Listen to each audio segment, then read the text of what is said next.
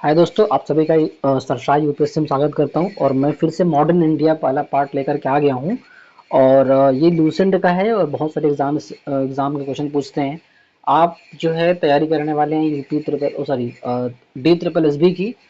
तो उसमें जो एएसओ का पोस्ट होगा ना, उसके लिए जो एग्ज़ाम होने वाला है वो बहुत इम्पोर्टेंट है। और मैं बहुत कम कम वीडियो लेकर के आपके लिए आ रहा हूँ ताकि आप उससे आसानी से पढ़ सकें और आगे बढ़ सकें। मेरी कोशिश ये है कि मैं एग्ज़ाम होने से बहुत पहले ही, कम से कम 2 महीने पहले, मैं सिलेबस पूरा कर दूंगा आपका। और फिर हम उसका रिवीजन करेंगे सही तरीके से, और हम कोशिश करेंगे कि जो क्वेश्चन का आंसर है उसे भी सॉल्व करें। जो पीवाईक्यूज बहुत सारे होते हैं ना, हम उसको भी सॉल्व करेंगे। लेकिन उस क्रम में पहले तो हम इसे पूरा कर लें एक बार तक तो एंसेंट पूरा हो चुका, मेडिवल पूरा हो चुका है, और अब उसी क्रम में ये मॉडर्न का पार्ट है। तो ये भी पूरा हो जाएगा, जल्दी पूरा हो जाएगा। ये भी आप लोगों का सहयोग चाहिए। सहयोग सिर्फ इतना है कि आप उसे सब्सक्राइब करें चैनल को, और वीडियो को लाइक करें, सब्सक्राइब कर दें, और जो है शेयर भी करें अपने दोस्तों को।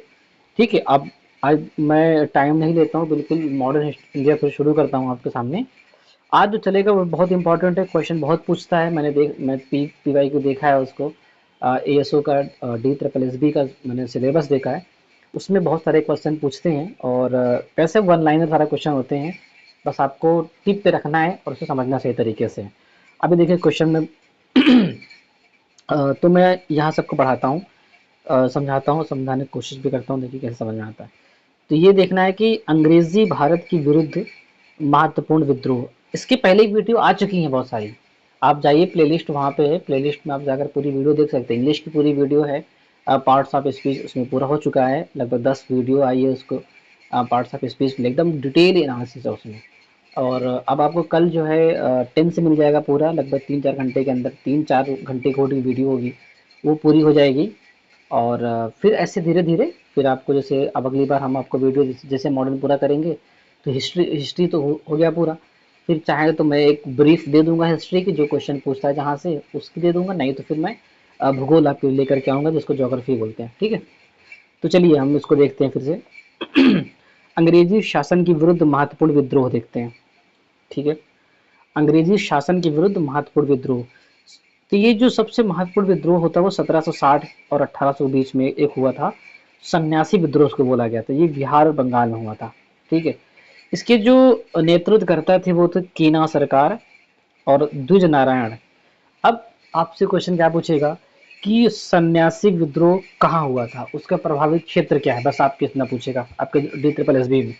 या आपसे पूछ ले सन्यासी विद्रोह कब हुआ था, तो आपको 1760 से लेकर 1820, लगभग ये 140 साल तक चला है ये विद्रोह। कभी कभी कभी कुछ ऐसे ऐसे होता रहा है। ठीक है।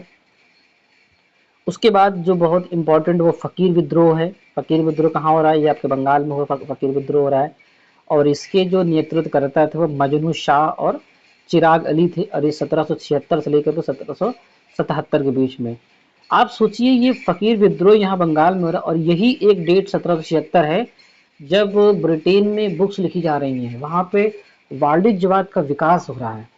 आप समझिए इस चीज़ को, वहाँ ब्रिटेन में वाणिज्यवाद का विकास हो रहा है, और यहाँ पे क्या लिख जा रहा है, यहाँ पे भी विद्रोह चल रहा है।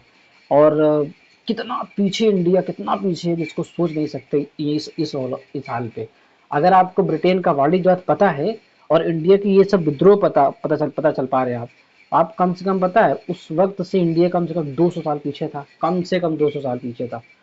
और आज अगर यूरोप में कुछ चल रहा है, अगर ब्रिटेन में है जिस तरह से, और इंडिया आज भी पीछे है, लगभग 200 साल पीछे आज भी है। यानी जिस जगह पे आज ब्रिटेन है वहां पहुंचने के लिए इंडिया को कम से कम 200 साल लगेंगे अभी। अभी क्या हाल बता रहा हूँ, अभी भी ये चीज़ है। क्योंकि अब चीज़ें बहुत बुरी हैं अभी इंडिया में, आसान नहीं है। पहले भी थी और अब भी हैं। मुट्ठी भर जो ये नेता हैं, मुट्ठी भर उनके हाथों में जो ये सरकार गई है ना, मतलब ये जो सत्ता उनके हाथों में गई, लोगों को कठपुतली बना कर रख दिया एकदम से। कोई भी सरकार होती है सब ने ऐसे करते हैं। तो फकीर विद्रोह हम देखेंगे बंगाल में, जो मजनू शाह व चिराग अली हैं 1776 से 1777 के बीच में। तीसरा है हम देखें रंगपुर विद्रोह। रंगपुर विद्रोह कहाँ पे हुआ है, रंगपुर विद्रोह जो है, आप रंगपुर और ये दिनाजपुर, ये बंगाल में ही है। रंगपुर और दिनाजपुर तो बंगाल में ही है। वहाँ पे धीरज नारायण नाम के एक व्यक्ति ने नेतृत्व किया था, 1783 ईस्वी में हुआ। अभी 1885 में जो आईएनसी यानी Indian national movement national Congress, sorry INC है, इंडियन नेशनल कांग्रेस की जब स्थापना की जाएगी, ये उसके पहले के सारे इंपॉर्टेंट है ये, क्योंकि उसके बाद फिर वही होता है सबसे इम्पोर्टेंट, उसके अंदर में सारे सारी चीज चलती हैं, फिर उसके आस पास भी रहता है, छुटपुट चलते रहते हैं, लेकिन सबसे मेन फिर वो हो जाता है, उसके पहले और उसके बाद की चीज देखते हैं। फिर पहाड़िया विद्रोह जो है, पहाड़िया विद्रोह कहाँ पे हुआ? पहाड़िया विद्रोह जो है ना, झारखंड का प्रथम जनजातीय विद्रोह। अब देखिए आपके लिए क्वेश्चन बन गया फटाक से यहीं से, वो आपसे कह देगा कि झारखंड का जो है जो प्रथम जनजातीय विद्रोह है वो कौन सा है, ऐसे बोलेगा, तो आपको बोलना है पहाड़िया विद्रोह। और ये कहाँ पे हुआ है? ये हुआ है संथाल परगना, जिसको झारखंड बोलते हैं, संथाल परगना जो झारखंड में है। एक संथाल परगना तो आपका बिहार, वहाँ बंगाल में भी है, हाँ, जो 24 परगना करके भी बोलते हैं उसको, और एक जो संथाल परगना है ये आपको झारखंड में मिलेगा, ठीक है। इसके नेतृत्वकर्ता कौन है? रमना आर्य है और जगन्नाथ है देव, ठीक है। ये जगन्नाथ है, मतलब रमना आहरी और जगन्नाथ। और ये कब हुआ है? ये 1772 से लेकर 1782, 4 चरणों में ये विद्रोह हुआ है, 4 चरणों में, क्योंकि ये प्रथम विद्रोह है झारखंड का, प्रथम जनजातीय विद्रोह है पहाड़िया विद्रोह वहां, तो ये सॉरी ये 4 चरणों में हुआ है, ठीक है। और जनजातीय विद्रोह यहाँ पे, अच्छा ये पूरा लिखा हुआ एक जो है, ये यहाँ तक पूरा है ये, ठीक है। और जो प्रथम जनजातीय विद्रोह है वो देव ने और महेशपुर की रानी सर्वेश्वरी। अब आपके क्वेश्चन में आने के लिए एकदम तैयार है सर्वेश्वरी जी, पक्का। तो रमना आरी 1, जगन्नाथ 2, देव 3, महेशपुर की रानी सर्वेश्वरी 4, 4 लोग 4 चरण। पहला चरण 72 से लेकर 82 तक, दूसरा 72 से लेकर 78 तक, फिर 1779 से लेकर के, अच्छा 1789 में ही हुआ है। अब देखो 1789 में देखिए क्या हो रहा है, 1789 में फ्रांस की क्रांति हो रही है, वहाँ पे डेमोक्रेसी लाने के लोग लालायित हैं कि नहीं डेमोक्रेसी लाया जाए यहाँ पे।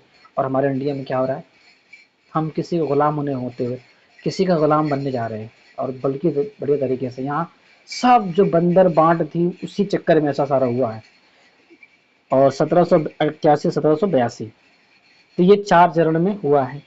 अब देखो चुआरो विद्रोह, चुआरो विद्रोह हुआ है हमारा जंगल महल आंदोलन भी इसको बोलते हैं, जंगल महल आंदोलन। ये कहाँ पे हुआ? बांकुड़ा में हुआ है, बंगाल में। धाल मूल कहते हैं, मान भूम कहते हैं, मिदनापुर कहते हैं, ये 3 जगह पे हैं। इसके जो नेतृत्व करता थे वो कौन थे? वो जगन्नाथ सिंह थे, मंगल सिंह थे, और दुर्जन सिंह, कर्णगढ़ की रानी शिरोमणि। अब ये जो रानी का नाम बार बार आ रहा है ना, बहुत इंपॉर्टेंट एग्जाम के लिए है, याद रखना भी। ये महेशपुर की रानी सर्वेश्वरी आया था, अब यहाँ कर्णपुर की रानी शिरोमणि आया है। और ये चुवारो विद्रोह कब हुआ था? 1769 से लेकर के 1809 के बीच में हुआ। उसके बाद चेरो विद्रोह है, चेरो विद्रोह ये झारखंड पलामू में हुआ था, चेरो विद्रोह। और इसके नेतृत्वकर्ता कौन थे? भूषण सिंह थे, और 1800 ईस्वी में हुआ था। फिर जो है पालीगरा का विद्रोह है, तमिलनाडु में हुआ, पालीगरा का विद्रोह हो रहा है तमिलनाडु में। वीपी कट्टावामान है ये, जिनके जिनके नेतृत्व में हो रहा है, और 1799 से लेकर 1801 के बीच में हो रहा है, ठीक है। और आप आगे बढ़िए, देखते हैं कि एक विद्रोह है वेलाटम्पी विद्रोह, वेलाटम्पी विद्रोह जो है त्रावणकोर में हो रहा है, और इसके नेतृत्वकर्ता कौन है? मिलुथाम्बी, 1808 से लेकर 1809 के बीच में हो रहा है। बहुत इंपॉर्टेंट है, आपकी एग्जाम में खूब क्वेश्चन पूछेगा, 40 क्वेश्चन आएंगे, तो फिर याद रखिएगा कहीं से भी आ सकते हैं, तो यहाँ संभावना भी ज़्यादा बनती है आने की, तो आएगा यहाँ पे। उसके बाद आप देखिए सतनाम आंदोलन छत्तीसगढ़ में हुआ है। सतनाम आंदोलन कहाँ पे हुआ? छत्तीसगढ़ में हुआ है। और गुरु घासीदास, मोस्ट इंपॉर्टेंट क्वेश्चन, आप इसको मोस्ट इंपॉर्टेंट कर लीजिए कि सतनाम आंदोलन छत्तीसगढ़, और इसके नेतृत्व करता है गुरु घासीदास, और 1820 का दशक है, ये बहुत ही इंपॉर्टेंट आपके लिए है, इसको जानना बहुत ज़रूरी है, और आपके एग्जाम में हूबहू दिखेगा, पक्का दिखेगा कहीं ना कहीं। उसके बाद रामोसी विद्रोह है, ये भी बहुत इंपॉर्टेंट, पश्चिमी घाट में हो रहा है, चित्तर सिंह है, और 1822 लेकर 1829 के बीच में, मोस्ट इंपॉर्टेंट ये भी है। फिर जो है ये पागलपंथी, ये और इम्पोर्टेंट है, पागलपंथी विद्रोह कभी भी पूछ लेता है, ये असम में हुआ था, और इसके नेतृत्वकर्ता टीपू थे, टीपू सुल्तान वाले सुल्तान नहीं थे ये टीपू थे केवल, ठीक है। ये पागलपंथी असम में हुआ था, 1825 से 1827 के बीच में, ठीक है। उसके बाद एक विद्रोह हुआ, अब ये भी बहुत इंपॉर्टेंट, ये पश्चिमी घाट में हुआ है। एक रामोसी पश्चिमी घाट पे हुआ है और भील भी पश्चिमी घाट में हुआ है, तो आप इस तरह भी याद रख सकते हैं। नेतृत्वकर्ता सेवरम ने 1825 से 1832 तक 31 तक उन्होंने देखा, नेतृत्व किया, समय उसका यही रहा। अहोम विद्रोह मोस्ट इंपॉर्टेंट, अहोम विद्रोह कहाँ पे हुआ? असम में हुआ अहोम, और इसके गोमधर कुंवर 1828 में इसके नेतृत्वकर्ता बने थे और 1828 में ये विद्रोह शुरू हुआ था। एक रहा वहाबी आंदोलन, ये बिहार में हुआ है, बिहार और उत्तर प्रदेश में हुआ। सैयद अहमद थे और तुति मीर, दो लोगों ने इनका शुरुआत की वहाबी आंदोलन को 1831 में किया था। वहाबी आंदोलन 1831 में यूपी और बिहार में हुआ था, ठीक है, सैयद अहमद और तुति मीर। मोस्ट इंपॉर्टेंट कोल विद्रोह, ये छोटा नागपुर पठार झारखंड में है, ठीक है। वो एक इलाका है छोटा नागपुर झारखंड का। तो इसकी जो नेता थे इसके, वो थे बुधू भगत 1831-1832 में। आपने एकदम मस्त रहिए चीजों को देखने के लिए, एकदम मस्त रहिए और सुनते जाइए बस केवल। एक हुआ भूमिज विद्रोह, झारखंड रांची में हुआ है, झारखंड रांची में, ये गंगा नारायण 1832 ईस्वी। और अब गंगा नारायण का हंगामा उसको बोलते हैं, भूमिज विद्रोह को गंगा नारायण का हंगामा भी बोलते हैं। और जंगल जो झारखंड है, रांची जिला, वहां पे जंगल महल है उसको, और गंगा नारायण सिंह उनका पूरा नाम था जिसने इनको नेतृत्व किया था। अब आता है खासी विद्रोह, मोस्ट इंपॉर्टेंट, असम में हुआ था। असम में भी एक और हुआ था, बता दीजिए कौन था। असम में अहोम विद्रोह हुआ था, अहोम। एक पागलपंथी था, वो बता दो कहाँ पे हुआ था। या पागलपंथी ने, हाँ पागलपंथी था वो, असम में वो भी हुआ था, पागल भी असम में हुआ था, अहोम भी असम में हुआ था, और हमारा खासी भी असम में हो रहा है। तीरथ सिंह जिन्होंने नेतृत्व किया था 1833 ईस्वी में, ठीक। और 1833 में क्या इंपॉर्टेंट बता सकते हैं, कोई एक्ट आया था क्या 1833 का? बताओ कमेंट करके, मैं जानना चाहता हूँ कि 1833 में कौन सा एक्ट आया था, वो बताओ आप। इसको पढ़ भी चुके हैं हम लोग। कंध विद्रोह जो है वो उड़ीसा में हो रहा है, और चक्र विसोई जो है इसके नेतृत्व करता है, 1837 में इसको किया गया था ये। फराइजी आंदोलन कब हुआ? बंगाल में हुआ फराइजी आंदोलन। और शरीयतुल्लाह टुट्टू मियाँ जो थे, शरीयतुल्लाह टुट्टू मियाँ ने इसका शुरुआत की फराइजी आंदोलन को 1838 लेकर 1848 के बीच में हुआ था, 1838 से 1848 के बीच में। उसके बाद अब देखिए कूका विद्रोह या कूका आंदोलन, ये पंजाब में हो रहा है। कूका भगत जवाहर मल ने शुरू किया 1840 ईस्वी में, 1840 भगत जवाहर मल, और पंजाब में कूका आंदोलन हो रहा है ये। अब ये आ गया नील विद्रोह जो है वो बंगाल में हो रहा है और बिहार में हो रहा है। बंगाल और बिहार में तीरथ सिंह थे 1854 से 1862 के बीच में ये हुआ, 1854 से 1862 के बीच में, ठीक। संथाल विद्रोह बंगाल और बिहार में सिद्धू कान्हू नामक दो भाई थे, उन्होंने शुरू किया था 1855 1856। बहुत क्वेश्चन पूछता है। मुंडा विद्रोह झारखंड में हो रहा है, झारखंड बिरसा मुंडा ने शुरू किया 1899 से लेकर 1900 के बीच में। पाइका विद्रोह या पाइक विद्रोह बोलते हैं उसको, उड़ीसा में शुरू हुआ। बख्शी जगबंधु ने इसको शुरुआत की थी। तो पाइका विद्रोह उसका हुआ था 1817 से लेकर 1825 ईस्वी के बीच में, उड़ीसा में हो रहा है। हाँ। अब नील आंदोलन, एक हुआ है नील विद्रोह और एक हुआ है नील आंदोलन। जो नील विद्रोह वो बंगाल बिहार में तीरथ सिंह द्वारा हुआ है, लेकिन जो नील आंदोलन हुआ है वो आंदोलन बंगाल में हुआ, दिगंबर ने शुरू किया इसको 1859 1860 में। दोनों में अंतर आपको समझना पड़ेगा, बहुत जरूरी दोनों का अंतर समझना। मैं थोड़ा सा हाईलाइट भी कर देता हूँ इसको। ये है हमारा नील विद्रोह और ये हमारा नील आंदोलन, ठीक है। ये बंगाल बिहार में है, ये बंगाल में है। और नील विद्रोह तीरथ सिंह है और नील आंदोलन दिगंबर हैं। और समय उसका है 1854 से 1862 है नील विद्रोह का, और नील आंदोलन का समय है 1859 1860 है, ठीक है। अब हम आते हैं पावना विद्रोह। पावना विद्रोह कहाँ? पावना बंगाल में हुआ। ईशान चंद्र रॉय और शंभूपाल 1873-1876 के बीच में हुआ है, ठीक है। दक्कन विद्रोह कहाँ पे हुआ? दक्कन विद्रोह, दक्कन वैसे महाराष्ट्र में है, आपको पता होना चाहिए। 1874 लेकर 1875 के बीच में हुआ है, वो तो याद रहेगा आपको, लेकिन पूछता क्वेश्चन भी है। मोपला बहुत इंपॉर्टेंट ये पूछता है, मोपला विद्रोह जो है कहाँ पे हुआ है, मालाबार यानी केरल के तट पे हुआ है मोपला विद्रोह, जो अली मुस्लियार इसके नेतृत्वकर्ता थे। 1920 लेकर 1922 के बीच में ये हुआ है। फिर आप आओगे तो रंपाओ का विद्रोह है क्या ये, मैं एक बार इसको जरा सा डिलीट करता हूँ पहले।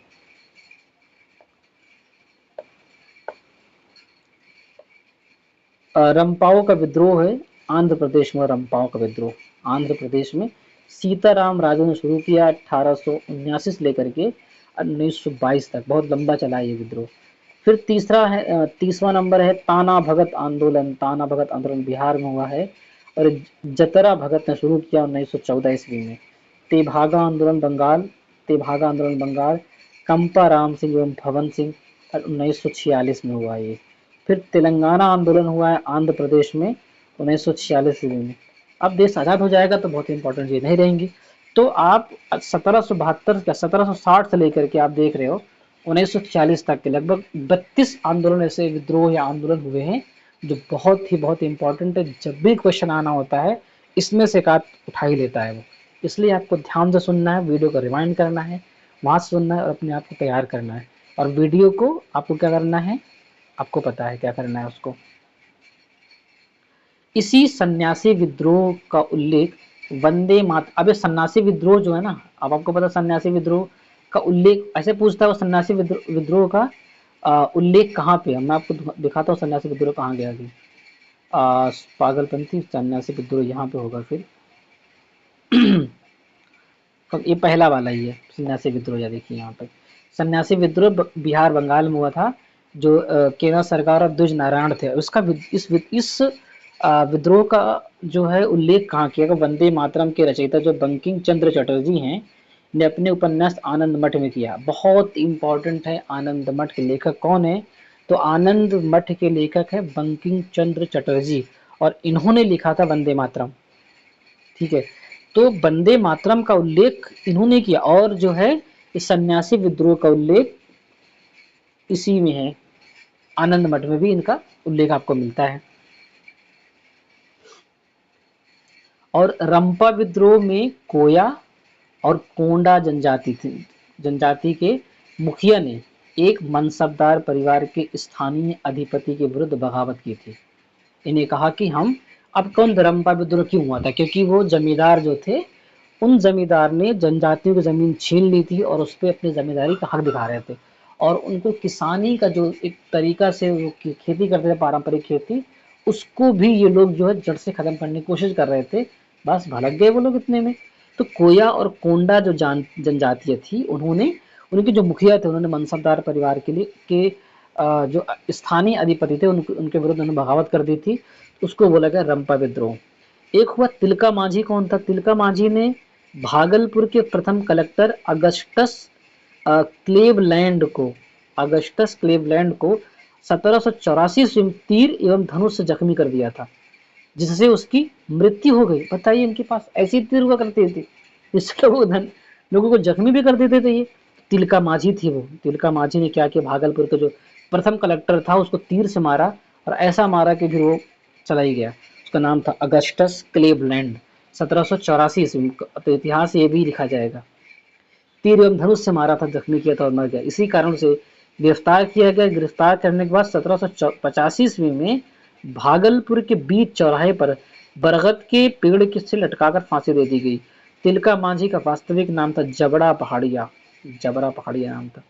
उनको फांसी दे दी गई बीच चौराहे पर, एक पीपल का पेड़ था भागलपुर में, दे दी गई। लेकिन उससे लोगों को और कॉन्फिडेंस बढ़ता था कि यार जब ये मार सकता तो हम भी मारेंगे, तो क्या फांसी लगाओ फांसी, क्या करना। लेकिन उनका ये था कि हम ऐसे सार्वजनिक रूप से मारेंगे तो लोगों के अंदर डर और दहशत होगा, तो ऐसा काम नहीं करेंगे, ऐसा उनके मन में ये था। 1820 के दशक में क्या हुआ कि गुरु घासीदास जो थे ना, ने छत्तीसगढ़ में सतनाम आंदोलन शुरुआत की। यह आंदोलन सामाजिक समानता, नैतिकता और जाति व्यवस्था के खिलाफ था। 1832 में क्या, 1832 में ब्रिटिश शासन ने संथालों को बसाने के लिए भागलपुर से राजमहल के बीच एक बड़े भूभाग को दामिने कोह के रूप में सीमांकन किया था। इसी संथाल बहुल क्षेत्र में बाहरी लोगों एवं अंग्रेजों के अत्याचार से तंग आकर क्या हुआ, 1855-56 में सिद्धू कान्हू के नेतृत्व में संथालों ने विद्रोह कर दिया था, जिसे संथाल विद्रोह कहा जाता है। सिद्धू कान्हू भगना डीह गांव के चुलू संथाल के पुत्र थे। अब देखो ये क्या कर रहा है ना, थोड़ी सी एक्सप्लेन भी कर रहा है वो आगे चल करके, तो और आपके एग्जाम में कहीं से क्वेश्चन पूछ सकता है। अब चुलू संथाल के दो अन्य पुत्रों का नाम था चांद और भैरव। ठीक है। सिद्धू ने अपने आप को ठाकुर का अवतार घोषित किया था। जुलाई 1855 में संथाल विद्रोह प्रारंभ हुआ। सशस्त्र विद्रोह के प्रारंभ डीसी नामक स्थान में अत्याचारी दरोगा महेश लाल की हत्या की से हुई थी। मतलब कि अभी सब ये आंदोलन सिर्फ हो ही रहा था, विद्रोह हो रहा था, लेकिन अचानक क्या हुआ कि उधर जो है एक अत्याचारी दरोगा था महेश लाल, उसको जान से मार दिया गया। अब ये तुरंत जो विद्रोह था वो सशस्त्र विद्रोह बदल गया था। तो यानी जो हम इस संथाल विद्रोह था जो सिद्धू और कान्हू के नेतृत्व में चल रहा था, वो सशस्त्र विद्रोह भी हो गया था। और कैसे हुआ था, महेश लाल की हत्या करके जो एक दरोगा था। ठीक है। अहोम लोगों द्वारा लिखी गई ऐतिहासिक कृतियां बुरंजी कहलाती है, बुरंजी। शायद ये क्वेश्चन ना पूछे, लेकिन आपको पढ़ना है, समझना भी है कि अहोम लोगों द्वारा लिखी गई ऐतिहासिक कृतियां जो है ना वो बुरंजी कहलाती हैं। दक्कन विद्रोह के दौरान जो क्या हुआ, दक्कन विद्रोह के दौरान क्या हो रहा है कि 12 मई 1875 में बम्बई प्रेसिडेंसी में पूना जिले के सूपा गांव में किसानों ने साहूकारों और दुकानदारों पर हमले किए। वही खाते जला दिए, अनाज की दुकान लूट ली गई, साहूकारों के घर में आग लगा दी गई। ये हो रहा था दक्कन विद्रोह के साथ, ऐसा हो रहा था। बिरसा मुंडा को पढ़ लो जरा सा। बिरसा मुंडा कौन था, उनका जन्म हुआ है 15 नवंबर 1875 ईस्वी को खूंटी जिले के तमाड़ के निकट उलीहातू नामक गांव में हुआ है। 1895 ईस्वी में बिरसा ने अपने आप को ईश्वर का दूत घोषित कर दिया था। उड़ीसा के कंध आदिवासियों के बीच मारियाह प्रथा मानव बलि प्रथा का प्रचलन था। ये बहुत जरूरी है समझना। उड़ीसा के कंध आदिवासियों में, कौन से आदिवासी थे, वो कंध आदिवासी थे, उनके बीच में जो है ना ये मारियाह प्रथा, मानव बलि प्रथा जो है बहुत प्रचलित था। ठीक है। 1857 ईस्वी की जब महान क्रांति हुई है उसके बारे में देखते हैं। 1856 में अंग्रेजों ने पुरानी बंदूक ब्राउन बैस के स्थान पर नई एनफील्ड राइफल लेकर के आए लोग को प्रयोग करने का निर्णय लिया। उसके लिए जो कारतूस बनाए गए उन्हें राइफल में भरने से पहले मुंह से खोलना पड़ता था। इन कारतूसों में गाय और सुअर की चर्बी का प्रयोग किया गया था। यही चर्बी वाला कारतूस 1857 की क्रांति का प्रमुख कारण बना। ठीक है। अगर आपसे पूछता है प्रमुख कारण क्या है, तो आप कहते हैं ना कि चर्बी वाला, जो गाय और सुअर की चर्बी वाला कारतूस। ठीक है। 29 मार्च 1857 को मंगल पांडे नामक एक सैनिक ने बैरकपुर, ये भी बंगाल में ही है, बैरकपुर छावनी था, गाय की चर्बी मिले कारतूसों को मुंह से काटने से स्पष्ट मना कर दिया। और उसने लेफ्टिनेंट बाग और मेजर ह्यूसन को गोली मारकर हत्या कर दी। मतलब दो को निपटा भी दिया। तो लेफ्टिनेंट बाग को और मेजर ह्यूसन को, ये आपसे पूछेगा, लेफ्टिनेंट बाग और मेजर ह्यूसन पूछेगा। फलस्वरूप उसे गिरफ्तार कर 8 अप्रैल 1857 को फांसी दे दी गई। ये 29 मार्च को पकड़ा, ये काम किया है। 29 के बाद 30 मतलब उधर और 8 इधर, मतलब 9-10 दिन के बीच में फांसी दे दिया गया। इतना खतरनाक काम डराते थे वो लोग। और फांसी पर चढ़ने से पहले मंगल पांडे ने हल्ला बोलकर नारा दिया। मंगल पांडे का संबंध 34वीं बंगाल की जो नेटिव इन्फेंट्री थी उससे संबंधित थे ये। ठीक है। 1857 की क्रांति में क्रांति के समय क्या हुआ, भारत का जो गवर्नर जनरल था वो लॉर्ड कैनिंग था। तो इंग्लैंड के जो प्रधानमंत्री थे वो पार्म स्टेन थे, लिबरल पार्टी के थे ये। कौन थे, पार्म स्टेन। अब आपसे एग्जाम में कभी भी क्वेश्चन पूछ सकता है कि जब 1857 क्रांति यहाँ हो रही थी तो इंग्लैंड के पीएम कौन थे, तो आपको बोलेगा वो पार्म स्टेन ले लेना, और लिबरल पार्टी के थे, ये भी याद रख लेना। और उसमें भारत का जो गवर्नर जनरल था वो कौन था, लॉर्ड कैनिंग था। ठीक है। अंग्रेजी भारतीय सेना का निर्माण 1748 ईस्वी में आरंभ हुआ था, जो अंग्रेजी भारतीय सेना का निर्माण। उस समय मेजर स्ट्रिंजर लॉरेंस को अंग्रेजी भारतीय सेना का जनक पुकारा गया। किसको? आप मेजर स्ट्रिंजर लॉरेंस को, ये थे भारतीय मेजर स्ट्रिंजर लॉरेंस को, जो आधुनिक भारतीय सेना थी उसको। 1857 के विद्रोह के पश्चात सेना का पूर्ण रूप से पुनर्गठन किया गया, जिसका मुख्य उद्देश्य एक और विद्रोह को न होने देना था। इसके लिए स्थापित पील कमीशन, आपसे ये पूछेगा कि पील कमीशन किससे संबंधित है, की रिपोर्ट पर सेना में भारतीय सैनिकों की तुलना में यूरोपीय सैनिकों का अनुपात बढ़ाया गया तथा उच्च सैनिक पदों पर अब भारतीयों की नियुक्ति पूर्ण रूप से प्रतिबंधित कर दी गई, जो पहले से ही प्रतिबंधित थी। बंगाल की सेना में यूरोपीय व भारतीय सैनिकों का अनुपात 1:2 रखा गया। समझ रहे? यूरोपीय और भारतीय सैनिकों का अनुपात 1:2, यानी 1 यूरोपीय 2 भारतीय, ऐसा रखा गया, जबकि बंबई और मद्रास में 2:5 रखा गया। आप समझ रहे हैं? यानी 1 कम कर दिया वहां पे, लेकिन यहाँ पे कम नहीं किया। 1857 की क्रांति के बारे में अनेक जो इतिहासकार थे उनका क्या पक्ष है, वो क्या बोलते हैं इस क्रांति को लेकर के। क्वेश्चन पूछता है, पहला है कि यह भारत का प्रथम स्वतंत्रता संग्राम था। ये बी डी सावरकर ने कहा इसको। बी.डी. सावरकर ने इसको कहा है कि ये प्रथम स्वतंत्रता संग्राम था भारत का। यह राष्ट्रीय विद्रोह था, डिजरायली ने कहा है। एक विद्रोह राष्ट्र के स्तर पे हुआ था। डिजरायली कौन था? पीएम था। कहाँ का था तुम बताओगे? यह पूर्णतया सिपाही विद्रोह था। ये कौन करा? सर जॉन लॉरेंस एवं सीले। ये लॉरेंस वही है जो सेना बना रहे हैं, और सीले कह रहे हैं कि कुछ ऐसा नहीं था, बस ये केवल सिपाही विद्रोह था, सिपाही लोग भड़क गए थे, बस वही विद्रोह था बस ये, और कुछ ज्यादा विद्रोह था नहीं इसमें। यह अंग्रेजों के विरुद्ध हिंदू एवं मुसलमानों जेम्स का षड्यंत्र, ये कह रहे हैं कि अंग्रेजों के विरुद्ध जो है ना हिंदू मुसलमान एक हो गए थे, उसका षड्यंत्र था ये। जेम्स आउट्रम ने और डब्ल्यू टेलर कह रहे हैं, जबकि एकदम वाहियात की बात बोल रहे हैं। अब देखिए, बर्बरता एवं सभ्यता के बीच युद्ध था। टी.आर. होम्स कह रहे हैं, अगर यहाँ इंडिया में आ जाए ना, पहले तमाचा मारो खींच के इनको, कम वक्त को। बताइए, पूरा इंडिया लूटा जा रहा है, ये बोल रहा है जो है टी.आर. होम्स बोल रहा है कि बर्बरता इंडिया को बोल रहे हैं, और सभ्य को वो इंग्लैंड को बोल रहे हैं, ये बोल रहे हैं टी.आर. होम्स। तो ना जूता मारा जाए इनको ना, जिनका तो होश ना है इनको, लेकिन क्या कर सकते, बोला है उन्होंने। यह धर्म इंडिया को चाहिए ना, इससे जो फैक्ट है ना वो देना नहीं चाहिए इंडिया को। वो मतलब ऐसे फैक्ट को एंटरटेन है, मतलब किताब में लिख कर रख दे कहीं पे ऐसे ही, कि जो रिसर्च करता है सिर्फ वही पढ़े बस, और कोई पढ़े ही नहीं ऐसे चीज़ों को, और किसी एग्जाम में ऐसा चीज़ ना पूछे जब ऐसे ऐसे कोई बातें आती हैं। इस तरह कोई बातें है ना, कोई एग्जाम में पूछे ही ना जाए उस चीज़ को। बहुत सारे फैक्ट पूछने के लिए क्या वही के फैक्ट है, बस ये चीज़ है। जब किसी चीज़ की बात नहीं करोगे ना तो अपने आप चीज़ें खत्म हो जाती हैं।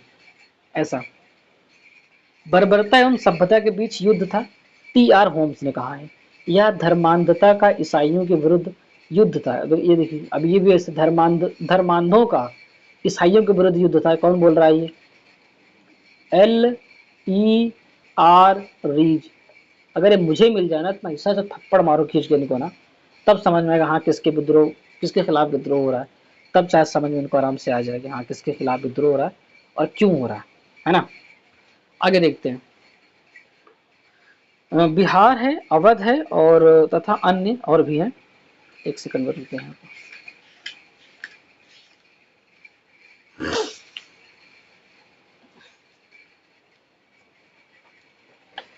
ठीक,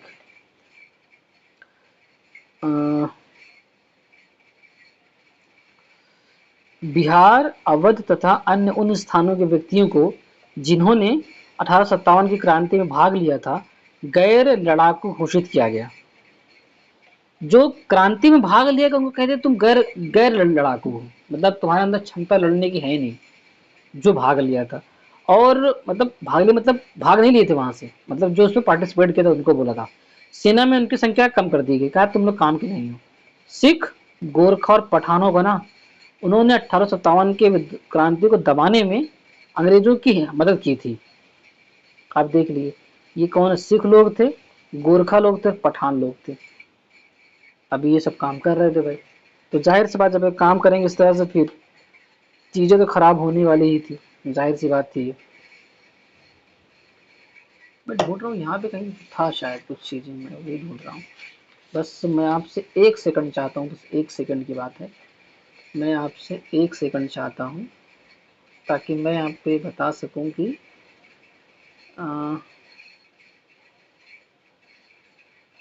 मिल गई मिल गई। जो ये सिख आंदोलन था, क्योंकि थोड़ा कट गया था ना, मैं वही ढूंढ रहा था उसको। अ, बिहार, अवध तथा उन स्थानों के व्यक्तियों को जिन्होंने 1857 की क्रांति में भाग लिया था गैर लड़ाकू घोषित किया गया और सेना में उनकी संख्या कम कर दी गई। ठीक है, सिख, गोरखा तथा और पठानों को जिन्होंने 1857 ईस्वी की क्रांति को दबाने में अंग्रेजों की मदद की थी लड़ाकू जातियां घोषित की गई। जो उनकी हेल्प किया वो लड़ाकू जाति बना दिएगा, उनको कहा भाई तुम लड़ाकू जाति हो। देख रहे हो, उनको बोला तुम लड़ाकू जाति, जो उनकी हेल्प किया था। और जो विद्रोह किया था उनको कहा तुम कौन जाति हो, तुम जाति जो है सही नहीं हो, यानी तुम गैर लड़ाकू हो। आप देखिए कितना खतरनाक काम कर रहे हैं। और उसे बड़ी संख्या में सेना में भर्ती किया गया, और उनको बड़ी संख्या में सेना में भर्ती कर दिया गया। ठीक, आगे आते हैं, यहाँ देखते हैं।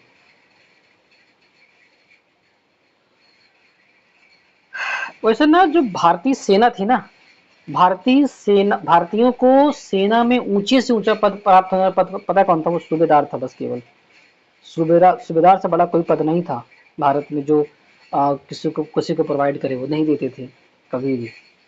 कितना खतरनाक काम था। ठीक है, बंगाल विभाजन के विद्रोह में, इसके बाद ही है ना? हाँ ठीक है, मुझे लगता है इतना कट गया शायद, खैर हम फिर बाद में पूरा कर लेंगे उसको। बंगाल विभाजन विभाजन के विरोध में 7 अगस्त 1905 ईस्वी को कलकत्ता के टाउन हॉल में स्वदेशी आंदोलन की घोषणा की गई। बंगाल विभाजन 16 अक्टूबर 1905 ईस्वी को प्रभावी हुआ था। अक्टूबर में हुआ था और अगस्त में लोग भड़क चुके हैं। ठीक है, इस दिन पूरे बंगाल में शोक दिवस मनाया गया। कब मनाया गया? 16 अक्टूबर 1905 ईस्वी को, जिस दिन प्रभावी हुआ था। पहले बात तो जो स्वदेशी आंदोलन है ना, आपको ये याद रखना पड़ेगा। आपको स्वदेशी आंदोलन का जो डेट है वो आपको याद रखना पड़ेगा कि स्वदेशी आंदोलन कब हो रहा है। स्वदेशी आंदोलन हो रहा है 7 अगस्त 1905 को। ठीक है, और 16 अक्टूबर को प्रभावी किया गया था उनका नियम। तो उस दिन क्या हुआ? शोक दिवस मनाया गया था। ठीक है, और रविन्द्रनाथ टैगोर ने रक्षा दिवस मनाने की घोषणा की थी। हिंदू मुसलमानों ने आपसी एकता प्रदर्शित करने के लिए एक दूसरे के हाथों में धागे बांधे थे। स्वदेशी आंदोलन में वंदे मातरम, विभाजन नहीं चाहिए, बंगाल एक है आदि नारे लगाए गए थे। स्वदेशी आंदोलन का विचार सर्वप्रथम कृष्ण कुमार मित्र के पत्र संजीवनी में 1905 ईस्वी में प्रस्तुत किया गया था।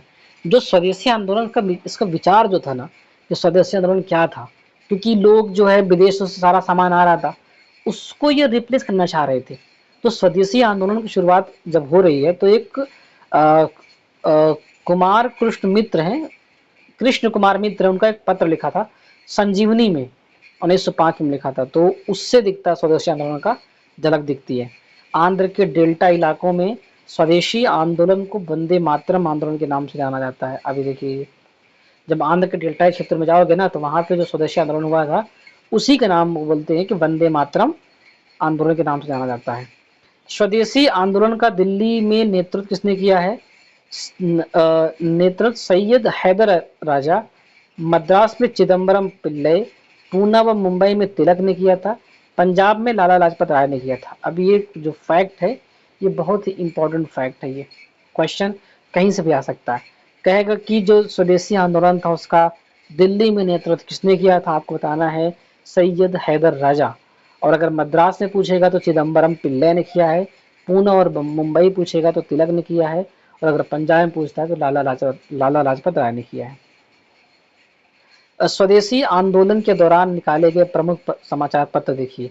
वंदे मातरम, ये अंग्रेजी भाषा का यह समाचार पत्र या अखबार अरविंद घोष द्वारा निकाला गया था।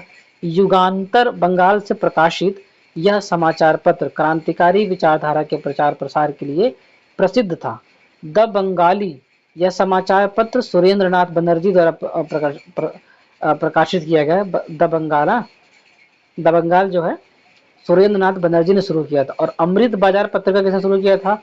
यह समाचार पत्र शिशिर कुमार घोष, मोतीलाल घोष द्वारा प्रकाशित किया गया था। ये बहुत इंपॉर्टेंट है, अमृत बाजार पत्रिका। उसके बाद संध्या पत्रिका भी आती है। संध्या, इसका प्रकाशन वारेंद्र कुमार घोष ने किया था। 1906 ईस्वी में कलकत्ता में हुए कांग्रेस के अधिवेशन की अध्यक्षता करते हुए दादा भाई नौरोजी ने पहली बार स्वराज की मांग की थी। 1906 ईस्वी में जब दादा भाई नौरोजी कांग्रेस के अधिवेशन की अध्यक्षता करते कलकत्ता में, तो वहां पे स्वराज की मांग की गई थी। तो आपसे क्या पूछेगा कि स्वराज की मांग कौन से अधिवेशन में किया गया था? वो अधिवेशन कांग्रेस का अधिवेशन था। वो अधिवेशन कौन सा था? तो आपको बताना है कलकत्ता का अधिवेशन 1906 ईस्वी में। ये सबसे इंपॉर्टेंट हमारे लिए फैक्ट हो जाएगा। तो दादा भाई नौरोजी पहली बार स्वराज की मांग करेंगे और 1906 ईस्वी में करेंगे। स्वराज शब्द जो है ना, इसका पहली बार प्रयोग किसने किया है? स्वामी दयानंद सरस्वती ने किया है। स्वराज शब्द का पहली बार प्रयोग किया है स्वामी दयानंद सरस्वती ने किया। स्वदेशी आंदोलन चलाने के तरीके को लेकर ही कांग्रेस 1907 ईस्वी में स्वदेशी आंदोलन चलाने के तरीकों को लेकर ही कांग्रेस 1907 ईस्वी को के सूरत अधिवेशन में उग्रवादी गरम दल और उदारवादी जो दंडराम दल थे नामक दो दलों के बीच विभाजन हो गया था। इस सम्मेलन में की अध्यक्षता रास बिहारी बोस कर रहे थे। स्वदेशी आंदोलन का मसला था, क्योंकि 1906 में स्वराज्य की मांग कर लिए थे दादा भाई नौरोजी, तो साथ में चाह रहे थे, जो 1907 जब चल रहा था, जो सूरत का अधिवेशन था, सूरत के अधिवेशन में चाह रहे थे कि ये जो स्वराज की डिमांड है थोड़ा आगे बढ़ जाए। लेकिन कुछ जो उदारवादी थे उनको ये अखन नहीं रहा, सही नहीं लग रहा था। और जो ये अध्यक्ष रास बिहारी बोस हैं, ये उदारवादी थे, तो हो गया विरोध, वहां पे हो गया। क्योंकि जो गरम दल चाहते थे कि हमारा नेता बने और उदारवादी चाहते मेरा नेता बने, इस तरह से वहां बवाल हो गया था।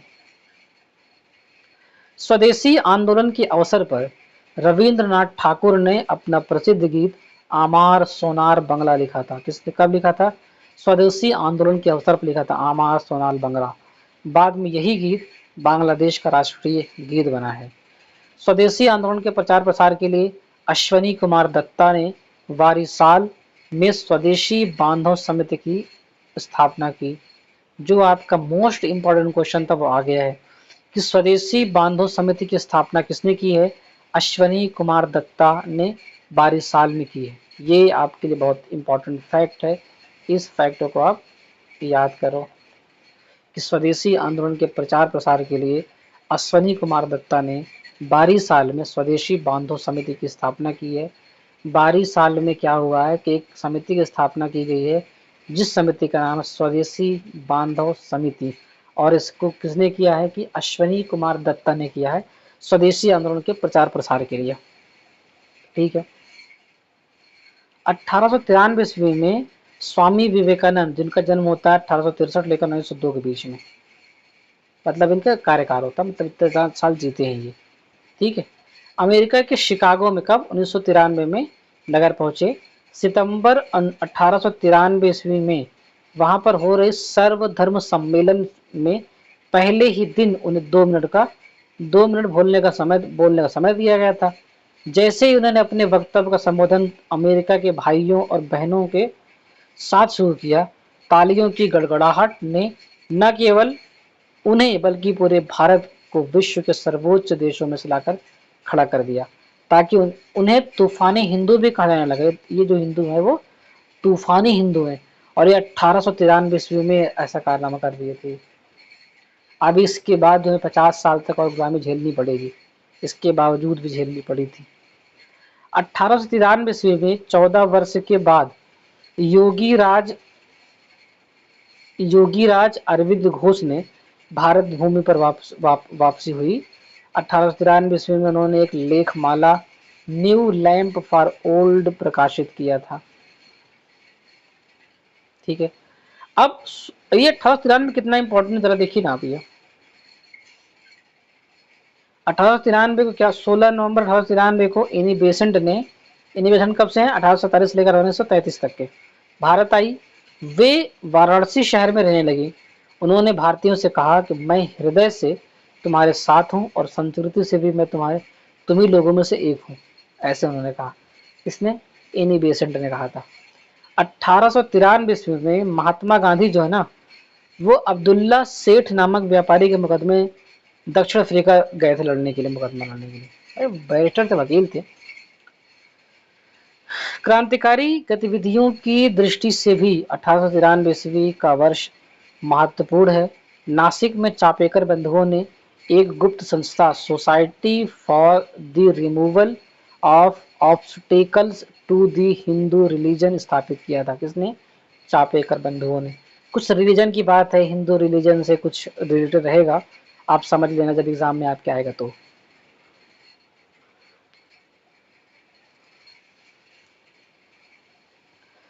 बंगाल में क्रांतिकारियों का पहला प्रमुख संगठन अनुशीलन समिति था। अनुशीलन समिति पहला ऐसा क्रांतिकारी संगठन था बंगाल में, जिसकी स्थापना हो रही 24 मार्च 1903 ईस्वी को हो रही थी। और संस्थापकों के अनुरोध पर बैरिस्टर प्रथम नाथ मित्र यानी पी मित्र इसका नेतृत्व संभाला। इसका मुख्यालय कलकत्ता में था। इसके प्रथम कार्यकारिणी के 5 सदस्य थे। प्रथम नाथ थे, अध्यक्ष थे। प्रथम नाथ जो मित्र थे। अनुशीलन समिति की बात हो रही है। अनुशीलन समिति दूसरे जो व्यक्ति थे वो चित्तरंजन दास जी थे। अरविंद घोष तीसरे व्यक्ति थे जो उपाध्यक्ष बनाए गए थे। सुरेंद्र नाथ ठाकुर जो कोषाध्यक्ष बनाए गए थे। और सिस्टर निवेदिता थी जो कार्यकारिणी की सदस्य थी। 1906 ईस्वी में अनुशीलन समिति का पहला सम्मेलन कोलकाता में हुआ था। कब, 1906 ईस्वी में अनुशीलन समिति का पहला सम्मेलन कोलकाता में हुआ था। अनुशीलन समिति का मुख्य उद्देश्य था खून का बदला खून, यह अनुशीलन समिति थी। ठीक है, आगे चलकर बारीन्द्र कुमार घोष, अविनाश भट्टाचार्य और भूपेंद्र नाथ दत्त का गुट अनुशीलन समिति पर प्रभावी हो गया। उन्होंने आंदोलन को और उग्रता प्रदान की। इन लोगों ने 1905 ईस्वी में भवानी मंदिर नामक अपनी पहली पुस्तक प्रकाशित की, जिसमें कहा गया था कि क्रांतिकारी राजनीतिक सन्यासी का जीवन तब तक बिताएं जब तक स्वाधीनता प्राप्त न हो। अक्टूबर 1907 ईस्वी में अविनाश चंद्र भट्टाचार्य द्वारा प्रकाशित वर्तमान रणनीति उनकी दूसरी पुस्तक थी, जिसमें कहा गया था कि भारत की स्वतंत्रता प्राप्ति के लिए फौजी शिक्षा और युद्ध आवश्यक है। इसके लिए छापा मार युद्ध अपनाने के लिए कहा गया था। अनुशीलन समिति ने हेमचंद्र दास कानूनगो को पेरिस भेजा था। अनुशीलन समिति ने भेजा था हेमचंद्र दास कानूनगो को पेरिस भेजा, जिन्होंने रूसी क्रांतिकारी निकोलस फ्रांस्की से बम बनाना सीखा था। बताइए कितना बड़ा काम करे थे ये लोग। रूसी क्रांतिकारी निकोलस फ्रांस्की से बम बनाना सीखा था। ये कौन, हेमचंद्र दास कानूनगो ने। बारीन्द्र कुमार घोष, भूपेंद्र नाथ दत्त, अविनाश चंद्र भट्टाचार्य ने 1906 ईस्वी में युगांतर नामक साप्ताहिक पत्रिका प्रकाशित किया। युगांतर के प्रथम संपादक भूपेंद्र नाथ दत्त को 1907 ईस्वी में 1 वर्ष की कड़ी सजा दी गई। 1908 ईस्वी में यह पत्र बंद कर देना पड़ा। एक पत्र था युगांतर, बहुत इंपॉर्टेंट पत्र था और ये साप्ताहिक पत्रिका थी, निकालते थे। और संपादक कौन थे इसके, भूपेंद्र नाथ दत्त थे। 1907 में शुरू किया था। और इन्होंने क्या, जब इनको 6 में किया था युगांतर को, और ये जो है 1 साल की कड़ी सजा दी गई इनको। और इस सजा के चक्कर में 1908 ईस्वी में ये पत्रिका बंद कर देना पड़ा इसको। ढाका अनुशीलन समिति, एक अनुशीलन समिति अभी काम कर गई अपना। अब दूसरा आता है ढाका अनुशीलन समिति। अनुशीलन समिति की स्थापना पी मित्रा भी पढ़ चुके हैं, अभी जस्ट पहले था। किसी के अध्यक्ष थे, क्या बता सकते हो किसके अध्यक्ष थे वो? एवं पुलिन दास ने 1904 ईस्वी में ढाका में की थी। ढाका में इसका लगभग 500 शाखाएं खुली। किसकी शाखाएं 500 खुली? ढाका अनुशीलन समिति की, जिसके अध्यक्ष हैं पी मित्रा और पुलिन दास। 11 दिसंबर 1908 ईस्वी को अनुशीलन समिति गैर कानूनी घोषित कर दी गई। प्रफुल्ल अच्छा, थोड़ा सा ऊपर भी एक फैक्ट था, इसको मैं पढ़ना भूल गया, मैं पढ़ता हूँ इसको भी। कांग्रेस पर कुछ विशेष टिप्पणियां हुई है। डफरिन ने क्या कहा कांग्रेस को? कांग्रेस केवल कुछ सूक्ष्मदर्शी अल्पसंख्यकों का प्रतिनिधित्व करती है। करजन क्या बोला कि कांग्रेस लड़खड़ा कर गिर रही है, भारत में रहते हुए देखना चाहता हूं कि मेरी इच्छा है कि उसे शांतिपूर्ण मरने में मदद कर सकूं। अरविंद घोष ने बोला है कि कांग्रेस क्षय रोग से मरने मरने ही वाली है, क्षय रोग से मरने ही वाली है, अरविंद घोष ने कहा था। बंकिम चंद्र चटर्जी ने क्या कहा है? कहा कि कांग्रेस के लोग पदों के भूखे राजनीतिज्ञ हैं। अश्वनी कुमार दत्त ने कहा था कि कांग्रेस का सम्मेलन 3 दिन का तमाशा होता है। लाला लाजपत राय ने क्या कहा? कहा कि कांग्रेस लॉर्ड डफरिन के दिमाग की उपज थी, जिसको सेफ्टी वॉल्व नाम दिया था इन्होंने। विपिन चंद्रपाल ने क्या कहा है? कहा कि कांग्रेस याचना करने वाली संस्था है। विपिन चंद्रपाल, इतने इंपॉर्टेंट कथन है ये कि कभी भी किसी भी एग्जाम में घूम के आ सकता है आपके लिए। खुदीराम बोस कौन था? 1889 में उनकी पैदाइश हो रही है। कहाँ पे? हबीबपुर, जिला मिदनापुर, बंगाल। पकड़ने वाली पुलिस कौन थी? फतेह सिंह और शिव प्रसाद मिश्र ने पकड़ा इनको। खुदीराम बोस के मुकदमे में जज कौन था? कर्ण डफ थे। सरकारी वकील कौन था? मानुक और विनोद मजूमदार थे।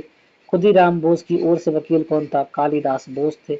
आपसे ये पूछेगा कालिदास बोस के बारे में, जो खुदीराम बोस की ओर से वकालत कर रहे थे। फांसी की तारीख तय हुई थी 11 अगस्त 1908। एक हाथ में गीता लेकर खुदीराम बोस फांसी के तख्ते पर जा खड़े हुए।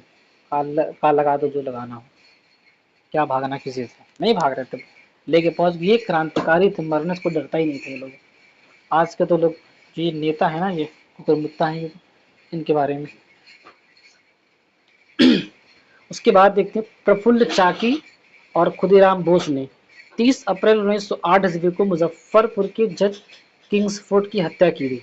किसने? प्रफुल्ल चाकी और खुदीराम बोस ने 30 अप्रैल 1908 ईस्वी को मुजफ्फरपुर के जज किंग्सफोर्ड की हत्या की गई थी। हत्या करने का प्रयास किया गया था। गलती से बम केनेडी की गाड़ी पर गिरा दिया गया, जिससे 2 महिलाओं प्रिंगले की पत्नी एवं बेटी की मृत्यु हो गई। चाकी ने आत्महत्या कर ली थी और खुदीराम बोस ने लगभग 18 वर्ष की अवस्था में 11 अगस्त 1908 ईस्वी को फांसी दे दी गई। किसे? खुदीराम बोस को। भारत का गजेटियर क्या बोलता है कि अनुशीलन समिति को स्थापना 1906 ईस्वी में वारेंद्र कुमार घोष ने दिया था। ये गजेटियर लिखा भारत गजेटियर में। खुदीराम बोस बंगाल के क्रांतिकारियों में युगांतर दल के सक्रिय सदस्य थे। कौन से? युगांतर दल के। खुदीराम बोस बंगाल के क्रांतिकारियों के युगांतर दल के सक्रिय सदस्य थे। युगांतर दल के नेता बारेंद्र कुमार घोष थे। अलीपुर षड्यंत्र केस 18 मई 1908 ईस्वी को हो रहा है। कलकत्ता के अलीपुर अदालत में 31 व्यक्तियों को अवैध शस्त्र रखने के कारण पेश किया गया। इन व्यक्तियों को अवैध शस्त्र रखने के कारण गिरफ्तार किया गया था। कहा कि इनके पास जो शस्त्र था वो अवैध था, इसके कारण से 31 लोगों को गिरफ्तार किया गया था। और इस गिरफ्तारी कारण कुछ और था, लेकिन ये है कि बस उसको अलीपुर षड्यंत्र केस नाम दिया गया। 18 मई 1908 की बात है ये। 19 अगस्त 1908 को क्या हुआ कि 30 आदमियों को सेशन जज के सुपुर्द कर दिया गया और 7 सितंबर 1908 ईस्वी को 7 और आदमियों को इस मुकदमे में शामिल कर लिया गया। यही मुकदमा अलीपुर षड्यंत्र केस के नाम से प्रसिद्ध हुआ। इस केस के सरकारी गवाह कौन बना? नरेंद्र नाथ गोसाई को अलीपुर जेल में सत्येंद्र नाथ घोष एवं कन्हाई लाल दत्ता ने गोली मार दी। कहा तुम सरकारी वकील बनोगे, हम तुमको गोली मार देते हैं। तो अलीपुर जेल में इनको गोली मार दिया गया। सत्येंद्र नाथ घोष एवं कन्हाई लाल ने गोली मार दी। इसके दोनों को फांसी दे दी गई। और बारेंद्र कुमार घोष, उल्लासकर दत्त, हेमचंद्र दास और उपेंद्र नाथ बनर्जी को आजीवन काला पानी की सजा मिली। जो काला पानी की सजा थी ना, ये किसी सजा से कम नहीं थी, बहुत ही खतरनाक सजा होती थी ये। और बाकी लोगों को 10 वर्ष 7 वर्ष 5 वर्ष की सजा दी गई थी। इस मुकदमे में अरविंद घोष को छोड़ दिया गया। तब इन्होंने क्रांतिकारी क्रियाकलापों से अलग होकर पौंडीचेरी में अपना एक आश्रम और विले खोल लिया। बताइए, तो ये आश्रम में चले गए बेचारे और ये विले स्थापित कर लिया। महाराष्ट्र में जो विनायक दामोदर सावरकर थे, 1904 ईस्वी में अभिनव भारत संस्था नामक संस्था स्थापित की। अभिनव भारत संगठन के सदस्य पी.एन. बापट ने बम बनाने की कला सीखने के लिए पेरिस गए थे। ये सब जिनको भी सीखना होता था बम बनाना, वो सब जाते थे फ्रांस। विनायक दामोदर सावरकर, वी.डी. सावरकर के बड़े भाई गणेश सावरकर ने देशभक्ति से पूर्ण कुछ कविताओं की रचना की थी, जिस कारण नासिक के जज जैक्सन ने उस पर राजद्रोह का आरोप लगा करके 8 जून 1909 ईस्वी को आजीवन निर्वासन का दंड दे दिया गया। इस सजा को सर्वथा अनुचित मानकर अभिनव भारत ने जैक्सन से बदला लेने का विचार किया। यानी एक बात तो समझ में आ रही, जो वी.डी. सावरकर यहाँ पे है ना, वी.डी. सावरकर देशभक्त तो हैं, लेकिन यहाँ भी इनका अपना व्यक्तिगत भी हित था, क्योंकि इनके बड़े भाई को उन्होंने आजीवन कारावास दे दिया था, उससे इनको बदला भी लेना था। जैक्सन के विदाई समारोह में 21 दिसंबर 1909 ईस्वी को रात को नासिक के विजयानंद थिएटर में एक मराठी नाटक शारदा का मंचन हो रहा था। ज्यों ही जैक्सन इसे देखने के लिए फाटक पर पहुंचा, अनंत लक्ष्मण कन्हारे ने उसे गोली मार दी। ले भाई, जैक्सन की हत्या के अभियोग में अनंत लक्ष्मण कन्हरे, कृष्णजी गोपाल कर्वे, विनायक नारायण देशपांडे को 19 अप्रैल 1911 ईस्वी को फांसी दे दी गई। बहुत आम बात है फांसी दे देना किसी को। बाल गंगाधर तिलक का जन्म 23 जुलाई 1856 ईस्वी को महाराष्ट्र के रत्नागिरी में हुआ था। 1881 ईस्वी में उन्होंने साप्ताहिक पत्र मराठ यानी अंग्रेजी और दैनिक पत्र केसरी मराठी में था के नाम से 2 पत्रों का नव जागरण प्रारंभ किया था। बाल गंगाधर तिलक ने 1893 ईस्वी में गणपति एवं 1895 ईस्वी में शिवाजी उत्सव मनाया गया, जो गणपति बप्पा मौर्य मुंबई मनाया जाता है, वो शुरू किया था तिलक ने 1893 ईस्वी में। बाल गंगाधर तिलक पहले कांग्रेसी नेता थे जिन्होंने देश के लिए कई बार जेल की यात्रा की थी। 1897 ईस्वी में राजद्रोह के आरोप में 18 माह की कारावास हुई। फिर 1908 ईस्वी में राजद्रोह के आरोप में 6 वर्ष की कारावास हुई। 1908 से लेकर 1914 ईस्वी तक बर्मा के मांडले जेल में 6 वर्ष काटने पड़े। तिलक को सजा सुनाने वाले जज का नाम का दावर था। अब ये लोग जब भी जो अंग्रेज होते थे, इनको जब भी प्रॉब्लम होती थी ना, बस उनको जेल में डाल दो, राजद्रोह का मुकदमा चला दो उन पे, या जो है उनकी अगर जो कोई संस्था है उनको असंवैधानिक घोषित कर दो, इलीगल बता दो, ये काम वो करते ही थे इस तरह से। एक थे वेलेंटाइन शिरोल। वेलेंटाइन शिरोल ने अपनी पुस्तक इंडियन अनरेस्ट में लिखा था कि तिलक क्या है, वो भारत के अशांति का जनक है। भारत में जो अशांति है ना, उसका उसका सबसे बड़ा जो जनक है वो कौन है? तिलक है। तिलक इस बात से गुस्सा हो गए और तिलक ने उन पर लगा दिया मानहानि का मुकदमा और चले गए इंग्लैंड लड़ने के लिए केस उनसे कि तुमने ऐसा बोला कैसे। वेलेंटाइन शिरोल ने ऐसा किया था और इंडियन अनरेस्ट में एक बुक थी, उस पर लिखा गया था। प्लेग के समय में ज्यादतियों से प्रभावित होकर पूना के चापेकर बंधुओं दामोदर और बालकृष्ण ने 22 जून 1897 को प्लेग अधिकारी रैंड एवं एयरस्ट की हत्या कर दी गई।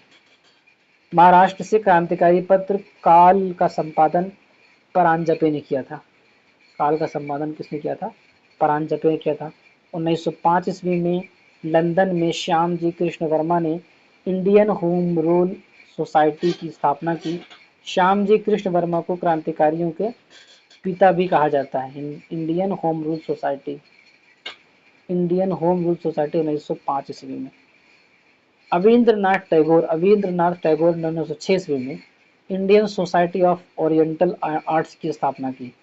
Indian Society of Oriental arts की स्थापना रवींद्रनाथ टैगोर ने की। Indian Society of Oriental arts की स्थापना अविंद्रनाथ टैगोर ने की है 1906 ईस्वी में, जिससे प्राचीन भारतीय कला एवं संस्कृति का संरक्षण एवं विकास हुआ है। Abanindranath Tagore, Indian Society of Oriental Arts 1906। New India नामक एक अंग्रेजी साप्ताहिक, ये न्यू इंडिया एक अंग्रेजी साप्ताहिक है, समाचार पत्र था। एवं 1906 ईस्वी में वंदे मातरम नामक समाचार पत्र ने पर विपिन चंद्र पाल ने निकाला था। वंदे मातरम इसने निकाला था नामक समाचार पत्र निकाला था। 30 दिसंबर 1906 ईस्वी को ढाका के नवाब सलीमुल्लाह खां के निमंत्रण पर सम्मेलन हुआ। नवाब बकारुल मुल्क इसके अध्यक्ष थे। बकारुल मुल्क। इसी सम्मेलन में अखिल भारतीय मुस्लिम लीग का उदय हुआ, जिसका मुख्यालय लखनऊ में था। लीग का संविधान 1907 ईस्वी में कराची में बना और इस संविधान के अनुसार प्रथम अधिवेशन 1908 ईस्वी में अमृतसर में हुआ था, जिसकी अध्यक्षता सैयद इमाम ने की थी। इसी अधिवेशन में आगा खां को मुस्लिम लीग का अध्यक्ष बनाया गया। इसी अधिवेशन में मुसलमानों के लिए अलग से निर्वाचक मंडल की मांग की गई, जिसको 1909 ईस्वी में मार्ले मिंटो सुधार ने मान लिया था। यहाँ मुस्लिम लीग की स्थापना बनाई जा रही है। तो मुस्लिम लीग के जो अध्यक्ष थे वो कौन थे?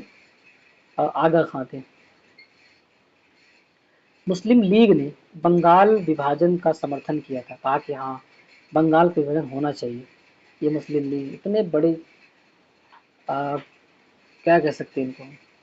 1908 ईस्वी में मुस्लिम लीग की एक शाखा लंदन में खोली गई, जिसे सैयद अमीर अली ने स्थापित किया था लंदन में, क्योंकि चाटे ना, चाटनी थी इनको भी, तो करेंगे ना ये सब चीज़ें। इंडिया में कर ही रहे थे तो अब लंदन में भी शुरू कर दिया उन्होंने। भीका जी रुस्तम कामा इनका नाम पूरा था। भीमा जी रुस्तम कामा भारतीय मूल की फ्रांसीसी नागरिक थी, जो जर्मनी के स्टुटगार्ट शहर में 22 अगस्त 1907 ईस्वी को आयोजित 7वीं अंतर्राष्ट्रीय कांग्रेस में तिरंगा फहराने के लिए जानी जाती है। ये कामा ने फहरा दिया था, जो वहाँ पे जर्मनी में स्टुटगार्ट शहर में एक 7वीं अंतर्राष्ट्रीय कांग्रेस में तिरंगा फहरा दिया था 1907 ईस्वी को 22 अगस्त को। यह विदेशी धरती पर राष्ट्रीय ध्वज फहराने वाली पहली घटना थी, जब विदेशी धरती फैलाई गई थी 1907 ईस्वी में। इनके माता पिता पारसी थे। इन्होंने दादा भाई नौरोजी के निजी सचिव के रूप में भी काम किया था। भीका जी रुस्तम कामा। 1 जुलाई 1909 ईस्वी क्या हो रहा है? 1 जुलाई 1909 ईस्वी को मदन लाल ढींगरा ने विलियम करजन वाइली को गोली मारकर हत्या कर दी गई। 16 अगस्त 1909 ईस्वी को मदन लाल ढींगरा को मृत्युदंड दे दिया गया। 1910 ईस्वी में यूएसए के सिएटल में यूनाइटेड इंडिया हाउस की स्थापना तारक नाथ दास द्वारा की गई है। जीडी कुमार ने की थी। तारक नाथ दास ने अमेरिका में फ्री हिंदुस्तान नामक समाचार पत्र की शुरुआत की थी। तारक नाथ दास कोलंबिया यूनिवर्सिटी में राजनीति शास्त्र के प्रोफेसर भी रहे थे। जीडी कुमार ने वैंकूवर में स्वदेश सेवक होम की स्थापना की और स्वदेश सेवक गुरुमुखी समाचार पत्र का प्रकाशन किया था।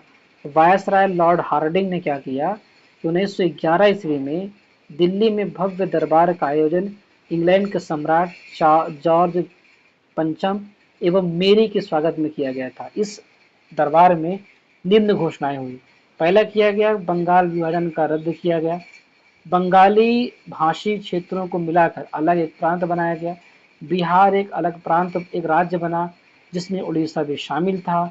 राजधानी को कलकत्ता से दिल्ली स्थानांतरित करने की घोषणा की गई, जो 1 अप्रैल 1912 ईस्वी को दिल्ली भारत की राजधानी बनी थी। जो आज राजधानी दिल्ली दिखती है भारत की, वो है 1 अप्रैल 1912 ईस्वी से है। 23 दिसंबर 1912 ईस्वी को रास बिहारी बोस ने दिल्ली में वायसराय हार्डिंग पर बम फेंका। इसके परिणाम स्वरूप 13 व्यक्ति गिरफ्तार किए गए। इसमें प्रमुख थे मास्टर अमीचंद्र, दीनानाथ, अवध बिहारी लाल, बाल मुकुंद, बसंत कुमार विश्वास, हनुमंत सहाय एवं बलराज थे, ये लोग थे। हार्डिंग पे बम फेंका था, इसे बोलते हैं हार्डिंग बम कांड, मतलब बम कांड ही बोलते थे इसको। दीनानाथ दबाव में आकर सरकारी गवाह बन गए थे और मास्टर अमीचंद, अवध बिहारी लाल और बाल मुकुंद और बसंत कुमार विश्वास को फांसी दे दी गई थी। 1 नवंबर 1913 ईस्वी में अनेक भारतीयों ने लाला हरदयाल के नेतृत्व में सैन फ्रांसिस्को में गदर पार्टी की स्थापना की, जो अमेरिका में था। 1 नवंबर 1913 ईस्वी को हुआ था, लाला हरदयाल के नेतृत्व में। सोहनलाल भाखना के इसके प्रथम अध्यक्ष बनाए गए, लाला हरदयाल इसके प्रथम मंत्री बने, काशीराम जो है कोषाध्यक्ष चुने गए। 1 नवंबर 1913 को गदर अखबार का पहला अंक प्रकाशित हुआ, जो उर्दू में था। 9 दिसंबर 1913 ईस्वी में से यह गुरुमुखी में छपने लगा। इसके प्रत्येक अंक के पहले पृष्ठ पर छपता था अंग्रेजी राज का कच्चा चिट्ठा। कोमा कोमागाता मारू जापानी जहाज था ये, कोमागाता मारू को बाबा गुरुदत्त सिंह ने किराए पर लिया था। यह जलयान 351 यात्रियों के साथ 26 दिसंबर 1914 ईस्वी को हुगली पहुंचा था। बजबज नामक बंदरगाह पर जहाज पहुंचने पर तलाशी हुई और संघर्ष हुआ। 18 यात्री मार दिए गए और लगभग 25 यात्री घायल हुए। प्रयागराज में सेवा समिति की स्थापना 1914 ईस्वी में सर्वेंट्स ऑफ इंडिया सोसाइटी के सदस्य हरदयाल कुंजरू ने किया था। सेवा समिति Hardayal Kunzru Prayagraj. Servants of India society की स्थापना 1905 ईस्वी में गोपाल कृष्ण गोखले पुणे यानी महाराष्ट्र में किया था। 1915 ईस्वी में अंग्रेज सरकार ने कैसर हिंद की उपाधि से महात्मा गांधी को सम्मानित किया गया था। कहा कि कैसर हिंद है ये महात्मा गांधी। कांग्रेस के अधिवेशन हुआ 1916 ईस्वी में। कांग्रेस के दोनों दलों में एकता हुई। इसी अधिवेशन में मुस्लिम लीग ने भी कांग्रेस से मिलकर एक संयुक्त समिति की स्थापना की। मुस्लिम लीग के 1916 के लखनऊ अधिवेशन की अध्यक्षता मोहम्मद अली जिन्ना कर रहे थे। मुस्लिम लीग के दशक कर रहे थे ये। जिन्ना और तिलक के विशेष प्रयास से ही 1916 ईस्वी में लीग एवं कांग्रेस के बीच समझौता हुआ था। बाल गंगाधर तिलक ने स्वशासन प्राप्ति हेतु 28 अप्रैल 1916 ईस्वी को पूना में होम रूल लीग की स्थापना हुई। इसके अध्यक्ष जो है जोसेफ बतिस्ता एवं सचिव N.C. केलकर थे। तिलक ने अपने अखबार मराठा में और केसरी के माध्यम से होम रूल लीग का प्रचार किया। जो मराठा था वो अंग्रेजी में है, जो केसरी वो मराठी में है। एनी बेसेंट ने सितंबर 1916 ईस्वी में अडयार में होम रूल लीग की स्थापना की थी। जॉर्ज अरुंडेल को लीग का सचिव बनाया। मोतीलाल नेहरू, जवाहरलाल नेहरू, सुब्रमण्यम अय्यर, जिन्ना और तेज बहादुर सप्रू इस लीग से जुड़े हुए थे। इस होम रूल लीग का प्रचार प्रसार एनी बेसेंट ने अपने दैनिक पत्र न्यू इंडिया और साप्ताहिक पत्र कॉमनवेल्थ में किया था। गोपाल कृष्ण गोखले ने अपने संगठन सर्वेंट्स ऑफ इंडिया सोसाइटी के सदस्यों को होम रूल लीग आंदोलन में भाग लेने की अनुमति नहीं दी थी। कहा कि जो ये गोपाल कृष्ण गोखले के संगठन जो सर्वेंट्स ऑफ इंडिया सोसाइटी था, कहा कि तुम लोग उसमें नहीं जाओगे, मना कर दिया था उन्होंने। थियोसोफिकल सोसाइटी की स्थापना 1875 ईस्वी में अमेरिका में मैडम एच.पी. ब्लावात्स्की और हेनरी स्टील ओलकोट ने की थी। 1889 ईस्वी में एनी बेसेंट थियोसोफिकल सोसाइटी से जुड़ी और इसकी गतिविधियों में सक्रिय भागीदारी की। 1907 ईस्वी में इसके अंतर्राष्ट्रीय मुख्यालय अडयार में अध्यक्ष पद संभाला। एनी बेसेंट ने 1998 ईस्वी में वाराणसी में सेंट्रल हिंदू कॉलेज की स्थापना की थी। वाराणसी में सेंट्रल हिंदू कॉलेज की स्थापना एनी बेसेंट ने की थी 1898 ईस्वी में। 1898 ईस्वी में एनी बेसेंट ने वाराणसी में सेंट्रल हिंदू कॉलेज की स्थापना की थी। गांधी जी ने प्रथम विश्व युद्ध के समय लोगों को सेना में भर्ती होने के लिए प्रोत्साहित किया, इसलिए लोग इन्हें भर्ती कराने वाला सर्जेंट भी कहा जाता है। 1916 ईस्वी में गांधी जी ने अहमदाबाद के करीब साबरमती आश्रम की स्थापना की। साबरमती आश्रम की स्थापना 1916 में किया गया है। बिहार के एक किसान नेता राजकुमार शुक्ल ने गांधी जी को चंपारण आने को प्रेरित किया। चंपारण आंदोलन के इस सूत्रधार की 20 मई 1929 को 54 वर्ष की आयु में मृत्यु हो गई थी। इस सूत्रधार जो है जो जिसने शुरू किया था, उसकी मृत्यु कब हो गई थी? 20 मई 1929 को ही। अंग्रेज अधिकारी एमन जिससे शुक्ल जी 25 वर्षों तक लड़ते रहे थे, उनके श्राद्ध कम के लिए 300 रुपए भेजा एवं कहा कि चंपारण का अकेला मर्द था। एमन जिससे शुक्ल जी 25 वर्ष तक लड़ते रहे, उनके श्राद्ध काम के लिए 300 रुपए भेजा था और कहा चंपारण का अकेला मर्द था। भारत में सत्याग्रह का पहला प्रयोग 1917 ईस्वी में चंपारण बिहार में किया गया। चंपारण विद्रोह के कारण अंग्रेजों को 3 कठिया प्रथा समाप्त करनी पड़ी। 3 कठिया खेती क्या होती थी? अंग्रेज मालिकों द्वारा बिहार के चंपारण जिलों के रैयत यानी किसानों पर नील की खेती के लिए जबरन लागू 3 तरीकों में से एक था। खेती का अन्य 2 तरीका क्या था? कुरतौली और कुश्की कहलाता था। 3 कठिया खेती में प्रति बीघा 20 कट्ठा 3 कट्ठा जोत पर नील की खेती करना अनिवार्य था, इसलिए नील कठिया खेती बहुत ही फेमस रही। 1917 के चंपारण सत्याग्रह के दौरान महात्मा गांधी के साथ राजेंद्र प्रसाद, ब्रिज कुमार प्रसाद, महादेव देसाई, जीबी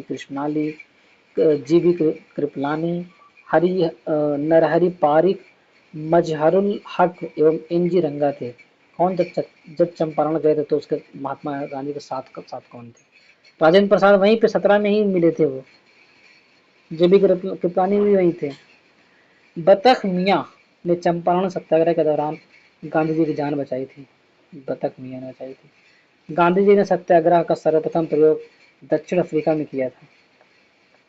गांधी जी ने सत्याग्रह सबसे पहले प्रयोग किया था दक्षिण अफ्रीका में।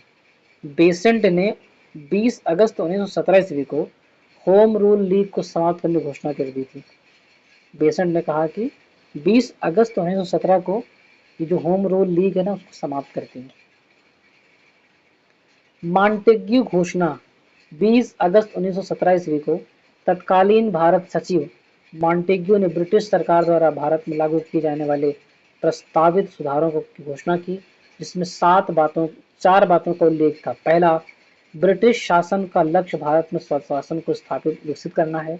1917 में कह रहा है स्वशासन एकदम न दिया जाकर विभिन्न चरणों में दिया जाएगा। तीसरी बात, विभिन्न चरणों का निर्धारण भारतीयों द्वारा स्वशासन की दिशा में की गई प्रगति पर निर्भर करेगा। प्रगति के विषय में चौथी बात क्या थी?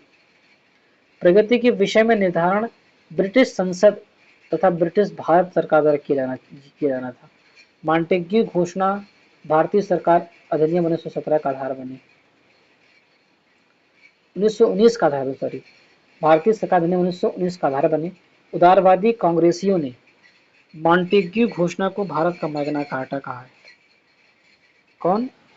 उदारवादियों ने। अब ये बात चिढ़ गई उनको, जो क्रांतिकारी थे उनको चिढ़ जाती थी कि तुम क्या बोल रहे हो ये सब चीजें। तिलक ने मॉन्टेग्यू घोषणा को सूर्य विहीन उपाकाल कर दिया ना, भड़क गया ना ये। तिलक जो थे जानते हैं शेरोल ने क्या कर दिया था इनको। 1918 ईस्वी में महात्मा गांधी ने अहमदाबाद टेक्सटाइल लेबर एसोसिएशन की स्थापना की।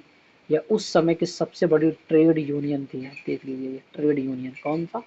1918 ईस्वी में महात्मा गांधी ने अहमदाबाद टेक्सटाइल लेबर एसोसिएशन की स्थापना की थी। अहमदाबाद में किया था, ट्रेड यूनियन थी। यही गांधी जी ने ट्रस्टीशिप का सिद्धांत दिया था। तो ट्रस्टीशिप का सिद्धांत अहमदाबाद दिया। टेक्सटाइल लेबर एसोसिएशन की स्थापना जहाँ पे हुई थी महात्मा गांधी ने ही किया था 1918 ईस्वी में। और इन्होंने बताया कि पूंजीपति मजदूरों के हितों की रक्षा करने वाले ट्रस्टी होते हैं। 31 अक्टूबर 1920 ईस्वी को एन.एम. जोशी ने all India trade union Congress की स्थापना की। इसके प्रथम अध्यक्ष लाला लाजपत राय थे। महात्मा गांधी ने पहली बार भूख हड़ताल अहमदाबाद मिल मजदूरों की हड़ताल 1918 ईस्वी के समर्थन में की थी। यानी जब भूख हड़ताल किया तो अहमदाबाद 1918 में किया था मिल मजदूरों के सामने। गांधी जी ने 1918 ईस्वी में गुजरात के खेड़ा जिले में कर नहीं आंदोलन चलाया। गुजरात में ही 19 मार्च 1919 को रॉलेट एक्ट लागू किया गया, जिसके अनुसार किसी भी संदेहास्पद व्यक्ति को बिना मुकदमा चलाए गिरफ्तार किया जा सकता था, परंतु उसके विरुद्ध ना कोई अपील करनी थी, ना कोई दलील करनी थी और ना कोई वकील करना था। यही कहा गया था। इस एक्ट में राजनैतिक कैदियों को बिना मुकदमे के 2 वर्ष तक हिरासत में रखने की अनुमति थी। गांधी ने इस कानून के विरुद्ध 6 अप्रैल 1919 ईस्वी को देशव्यापी हड़ताल करवाई। कहा करो हड़ताल, देखते हैं क्या होता है। 6 अप्रैल 1919 ईस्वी को हड़ताल करवा दी गांधी ने। 13 अप्रैल 1919 को क्या हुआ है कि को अमृतसर में जलियांवाला बाग हत्याकांड हुआ। 13 अप्रैल 1919 को डॉक्टर सतपाल और सैफुद्दीन कुचलू की गिरफ्तारी के विरोध में हो रही थी जनसभा में जनरल REH जनरल डायर भी कह सकते हैं आप, डायर ने अंधाधुंध गोली चलवा दी। सरकारी रिपोर्ट के अनुसार उसमें 379 व्यक्ति एवं कांग्रेस समिति के अनुसार लगभग 1000 व्यक्ति मारे गए थे। उस समय पंजाब का lieutenant governor sir Michael O'Dwyer था। जलियांवाला बाग हत्याकांड में हंसराज नामक भारतीय ने डायर का सहयोग किया था। हंसराज भारतीय तो कुछ ना कुछ रहेंगे ना, तो ये भारतीय कैसे कहलाएंगे कि हम भारतीय हैं? ये चुट्टाईपन ना भारत के जीन में घुसा हुआ है। ये चीज हर बार कोई ना कोई करते हैं, आज भी कर रहे हैं। बड़े बड़े जो है पदों में बैठ करके लोग इस तरह से यासियां करते हैं आज भी। शंकरन नायर ने जलियांवाला बाग हत्याकांड के विरोध में वायसराय की कार्यकारिणी परिषद के सदस्यता से इस्तीफा दे दिया था। शंकरन नायर, ये देखिए शंकरन नारायण है, ये वायसराय की कार्यकारिणी परिषद में गुस्सा इन्होंने त्याग दे दिया। ये लगता असली भारतीय। जलियांवाला बाग हत्याकांड के विरोध में महात्मा गांधी ने कैसर हिंद की उपाधि वापस कर दी। कहा जो 1914 में 16 मिला था इनको, काले जब नहीं चाहिए मुझे। जमनालाल बजाज ने राय बहादुर की उपाधि एवं रविन्द्रनाथ टैगोर ने सर की उपाधि वापस लौटा दी थी। जलियांवाला बाग हत्याकांड की जांच के लिए सरकार ने 19 अक्टूबर 1919 को लॉर्ड हंटर की अध्यक्षता में एक कमेटी का गठन किया। इसमें 5 अंग्रेज एवं 3 भारतीय सर चिमन लाल, शीतलवाल, साहबजादा सुल्तान अहमद और जगत नारायण सदस्य थे। कांग्रेस ने जलियांवाला बाग हत्याकांड की जांच के लिए मदन मोहन मालवीय के नेतृत्व में एक आयोग गठन नियुक्त किया। अब इसमें याद रखना है क्या, मदन मोहन मालवीय याद रखना है कि जब जलियांवाला बाग हत्याकांड होगा तो उसमें जो लगभग बताया गया था कि 1000 से ज़्यादा लोग उसमें मारे गए हैं, लेकिन 379 लोगों को ही बताया था ब्रिटिश ने। तो इसकी जो भारत में जो समिति बनी थी उसका नेतृत्व कौन कर रहा था, मदन मोहन मालवीय कर रहे थे, और इसके अन्य सदस्यों के में मोतीलाल नेहरू और गांधी जी भी शामिल थे, और ये सब मिल करके उसकी देखरेख कर रहे थे। जलियांवाला बाग कभी जल्ली नामक व्यक्ति की संपत्ति थी, अब वो राष्ट्रीय संपत्ति बन गई इस चक्कर में। खिलाफत आंदोलन शुरू हो रहा है अभी। खिलाफत आंदोलन भारतीय मुसलमानों का मित्र राष्ट्रों के विरुद्ध, विशेषकर ब्रिटेन के खिलाफ, टर्की के खिलाफ खलीफा, जो टर्की के खलीफा थे, के समर्थन में आंदोलन था। 17 अक्टूबर 1919 ईस्वी को क्या वो समूचे देश में खिलाफत दिवस मनाया गया। 1919 को ही मना दिया गया खिलाफत दिवस। 23 नवंबर 1919 को हिंदू और मुसलमानों की एक संयुक्त कॉन्फ्रेंस हुई, जिसकी अध्यक्षता महात्मा गांधी ने की, 1919 में किया था। रॉलेट एक्ट, जलियांवाला बाग हत्याकांड और खिलाफत आंदोलन के उत्तर में गांधी जी ने 1 अगस्त 1920 ईस्वी को असहयोग आंदोलन शुरू किया। सबसे इंपॉर्टेंट क्वेश्चन, और हर बार ये क्वेश्चन पूछेगा आपसे। 1 अगस्त 1920 ईस्वी को असहयोग आंदोलन प्रारंभ किया। असहयोग आंदोलन की पुष्टि भारतीय राष्ट्रीय कांग्रेस ने दिसंबर 1920 ईस्वी के नागपुर अधिवेशन में किया गया। असहयोग आंदोलन की जो पुष्टि हुई थी वो 1920 में दिसंबर में हुई। जब कांग्रेस जब अधिवेशन हुआ दिसंबर में, नागपुर अधिवेशन हुआ, तो इसके प्रस्ताव को CR दास ने प्रस्तावित किया था।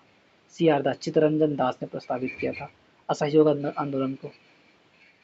मोहम्मद अली को सर्वप्रथम असहयोग आंदोलन में गिरफ्तार किया। सबसे पहले मोहम्मद अली गिरफ्तार हुए थे। मोहम्मद अली जिन्ना, एनी बेसेंट, विपिन चंद्रपाल कांग्रेस के असहयोग आंदोलन से सहमत नहीं थे, अतः उन्होंने कांग्रेस छोड़ दी थी। ये जो जिन्ना थे, जिन्ना छोड़ दिया, एनी बेसेंट ने छोड़ दिया, विपिन चंद्रपाल ने छोड़ दिया, कहा असहयोग से मैं सहमत नहीं, क्योंकि उन्होंने खिलाफत को भी एक साथ कर दिया था, इसलिए वो बहुत तकलीफ में थे। और उधर जो रॉलेट वाला हत्याकांड हुआ था, उससे भी जली वाला कांड हुआ था, उन दोनों मिला करके गांधी जी ने ये कर दिया था। तो क्या हुआ लास्ट में कि असहयोग आंदोलन के दौरान क्या हुआ, विदेशी वस्त्रों को जलाए जाने पर रविन्द्रनाथ टैगोर ने महात्मा गांधी को लिखा, यह निष्ठुर बर्बादी थी।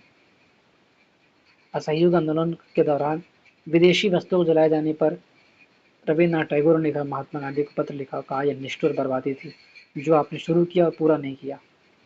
5 फरवरी 1922 ईस्वी में क्या हो रहा है, गोरखपुर जिले में चौरी चौरा नामक एक जगह है, वहां पे जो असहयोग आंदोलनकारियों ने क्रोध में आकर थाने में आग लगा दी, जिससे एक थानेदार और 21 सिपाहियों की मृत्यु हो गई। इस घटना से दुखित होकर महात्मा गांधी ने 11 फरवरी 1922 ईस्वी को असहयोग आंदोलन स्थगित कर दिया। इस समय महात्मा गांधी बारदोली में थे। 13 मार्च 1922 ईस्वी को गांधी जी को गिरफ्तार कर 6 वर्ष की बड़ी कड़ी कारावास की सजा सुनाई गई। स्वास्थ्य संबंधी कारणों से गांधी को 5 फरवरी 1924 को रिहा कर दिया गया। 1922 ईस्वी के मेवाड़ भील आंदोलन का नेतृत्व मोतीलाल तेजावत ने किया था। 1930 ईस्वी में इलाहाबाद में चित्तरंजन दास एवं मोतीलाल नेहरू ने कांग्रेस के अंतर्गत स्वराज पार्टी की स्थापना की। ये भी बहुत इंपॉर्टेंट फैक्ट है। 1923 में कहाँ किया गया था, इलाहाबाद में किया गया। सीआर दास और मोतीलाल नेहरू थे और ये स्वराज पार्टी की स्थापना की। महात्मा गांधी सिर्फ एक बार कांग्रेस के बेलगाम अधिवेशन 1924 ईस्वी में अध्यक्षता किए थे। महात्मा गांधी सिर्फ एक बार की अध्यक्षता। सचिंद्र सान्याल ने 1924 ईस्वी में कानपुर में हिंदुस्तान रिपब्लिकन एसोसिएशन की स्थापना की। भगत सिंह 1928 ईस्वी में दिल्ली स्थित फिरोजशाह कोटला में हिंदुस्तान सोशलिस्ट रिपब्लिक एसोसिएशन की स्थापना की। दरअसल इसी का नाम चेंज कर दिया गया था। चंद्रशेखर आजाद, पंडित जी इसको बोलते थे, पूरा नाम था चंद्रशेखर सीताजी तिवारी। स्थान था इनका भावरा, झाबुआ जिला, वर्तमान जिला अलीराजपुर, मध्य प्रदेश में पैदा हुए थे ये। 23 जुलाई 1906 ईस्वी को पैदा हुए थे ये मध्य प्रदेश में। इनके पिता का नाम था पंडित सीताराम तिवारी, माता थी इनकी जगरानी देवी, और इनको शहीद हुआ था अल्फ्रेड पार्क इलाहाबाद में। शहीद दिवस 27 फरवरी 1931 को मनाया जाता है। और सामाजिक संगठन क्या था, नौजवान सभा, कृति, ये सब उनके संगठन थे। काकोरी कांड, इसी का नाम एक्शन बना दिया गया है। 9 अगस्त किसान पार्टी हिंदुस्तान सोशलिस्ट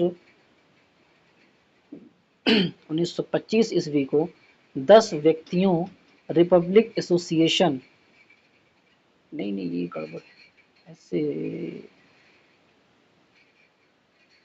ये है, मतलब कि जो ये चंद्रशेखर आज़ाद थे, इनका जो संबंध किससे किससे है, तो ये नौजवान कृति किसान party Hindustan socialist Republican association संबंध से था। अब देखते हैं ये काकोरी कांड। 9 अगस्त 1925 ईस्वी को 10 व्यक्तियों ने सहारनपुर से लखनऊ की ओर जा रही ट्रेन 8 डाउन ट्रेन से रेल विभाग का खजाना काकोरी नामक स्थान पर लूट लिया गया। इसे ही काकोरी कांड कहा गया। सरकारी खजाना लूटने का विचार राम प्रसाद बिस्मिल का था। इस कांड में ट्रेन को चीन खींचकर राजेंद्र लाहड़े ने रोका था। इसमें राम प्रसाद बिस्मिल, रोशन सिंह एवं अशफाक उल्ला खां को 19 दिसंबर 1927 ईस्वी को एवं राजेंद्र लाहड़ी को 17 दिसंबर 1927 ईस्वी को फांसी दे दी गई। सचिंद्र सान्याल को आजीवन कारावास की सजा मिली। मनमथ नाथ गुप्ता को 14 वर्ष की कैद हुई। राम प्रसाद बिस्मिल कहते हुए कि मैं राज्य के पतन की इच्छा करता हूँ, फांसी पर लटक गए। उत्तर प्रदेश की योगी सरकार ने काकोरी कांड का नाम बदलकर काकोरी ट्रेन एक्शन डे कर दिया गया। काकोरी उत्तर प्रदेश में था। संभवतः अशफाक उल्ला खां पहले भारतीय क्रांतिकारी मुसलमान थे जो देश की स्वतंत्रता के लिए फांसी के तख्ते पर लटके थे। स्त्रियों ने स्वयं अपने अधिकारों के खिलाफ, अपने अधिकारों के लिए आंदोलन करने के उद्देश्य से 1926 ईस्वी में अखिल भारतीय महिला संघ स्थापित किया। 1926 ईस्वी में साइमन कमीशन 3 फरवरी 1928 ईस्वी को भारत आया। इसे व्हाइट मैन कमीशन भी कहते हैं। 1927 ईस्वी की बटलर कमेटी का मुख्य उद्देश्य था भारत सरकार तथा देशी राज्यों के मध्य संबंधों को सुधारना था। महाड़ सत्याग्रह भीमराव अंबेडकर की अगुवाई में 20 मार्च 1927 ईस्वी को महाराष्ट्र राज्य के रायगढ़ जिले में महाड़ स्थान पर दलितों को सार्वजनिक चबदार तालाब में पानी पीने और इस्तेमाल करने का अधिकार दिलाने के लिए किया गया सत्याग्रह था। 25 दिसंबर 1927 ईस्वी को अंबेडकर ने महाड़ गांव में ही मनुस्मृति का सार्वजनिक दहन किया और मंदिर प्रवेश आंदोलन की शुरुआत की। अंबेडकर ने 1927 ईस्वी में ही समता सैनिक दल की स्थापना की और स्वतंत्र लेबर पार्टी की स्थापना अंबेडकर ने 15 अगस्त 1936 ईस्वी को की। नेहरू रिपोर्ट को अंतिम रूप से अगस्त 1928 में आयोजित सर्वदलीय सम्मेलन में स्वीकार किया गया था। इस सम्मेलन की अध्यक्षता डॉक्टर अंसारी कर रहे थे। 30 अक्टूबर 1928 ईस्वी को लाहौर में साइमन आयोग के विरुद्ध प्रदर्शन करते समय पुलिस की लाठी से लाला लाजपत राय घायल हो गए और बाद में उनकी मृत्यु हुई 1928 ईस्वी में। साइमन कमीशन का बहिष्कार न करने वाले 2 दल थे। कौन थे? एक जस्टिस पार्टी थी और पंजाब यूनियनिस्ट पार्टी थी। जस्टिस पार्टी और यूनियनिस्ट पार्टी ने उसका बिल्कुल विरोध नहीं किया साइमन कमीशन का। भगत सिंह के नेतृत्व में पंजाब के क्रांतिकारियों ने 17 दिसंबर 1928 ईस्वी को लाहौर के तत्कालीन सहायक पुलिस कप्तान सैंडर्स को गोली मार दी। पब्लिक सेफ्टी बिल पास किया गया। होने के विरोध में क्या हुआ? 8 अप्रैल 1929 ईस्वी को बटुकेश्वर दत्त एवं भगत सिंह ने दिल्ली में सेंट्रल लेजिस्लेटिव असेंबली में खाली बेंचों पर बम फेंक दिया। पब्लिक सेफ्टी बिल पास हुआ था 8 अप्रैल 1929 ईस्वी को। तो बटुकेश्वर दत्त और भगत सिंह गए दिल्ली के जो सेंट्रल लेजिस्लेटिव असेंबली था ना, उसमें खाली बेंचों बम फेंका था। किसी के ऊपर नहीं फेंका, खाली बेंचों फेंका था और कहा कि क्रांतिकारियों ने अपने पर्चे में कहा था कि उनका मकसद किसी की जान लेना नहीं था, बल्कि बहरे कानों तक अपनी आवाज पहुंचाने के लिए ऐसा किया गया। भगत सिंह और बटुकेश्वर दत्त के बम फेंकने के समय असेंबली के अध्यक्ष थे विट्ठल भाई पटेल सरदार, जो सरदार वल्लभ भाई पटेल के भाई थे। विट्ठल भाई पटेल कर रहे थे अध्यक्षता। कांग्रेस के 1929 ईस्वी के लाहौर अधिवेशन में पूर्ण स्वराज का अपना लक्ष्य घोषित किया गया। कांग्रेस अधिवेशन चल रहा था लाहौर अधिवेशन तो 1929 में, वहां पे पूर्ण स्वराज किया गया और आपको पता है 1906 ईस्वी में ही स्वराज की मांग कर लिया, तो शामिल कर लिया गया था वहां पे। इस अधिवेशन की अध्यक्षता कौन? तो जवाहरलाल नेहरू कर रहे थे जब 1929 लाहौर अधिवेशन हुआ था। 31 दिसंबर 1929 ईस्वी को रात के 12 बजे जवाहरलाल नेहरू ने रावी नदी के तट पर 9 गृहीत तिरंगे झंडे को फहराया था। इसी अधिवेशन में 26 जनवरी 1930 को प्रथम स्वाधीनता दिवस के रूप में मनाने का निश्चय किया गया। इसी के साथ प्रत्येक 26 जनवरी को स्वतंत्रता दिवस के रूप में मनाए जाने की परंपरा हुई।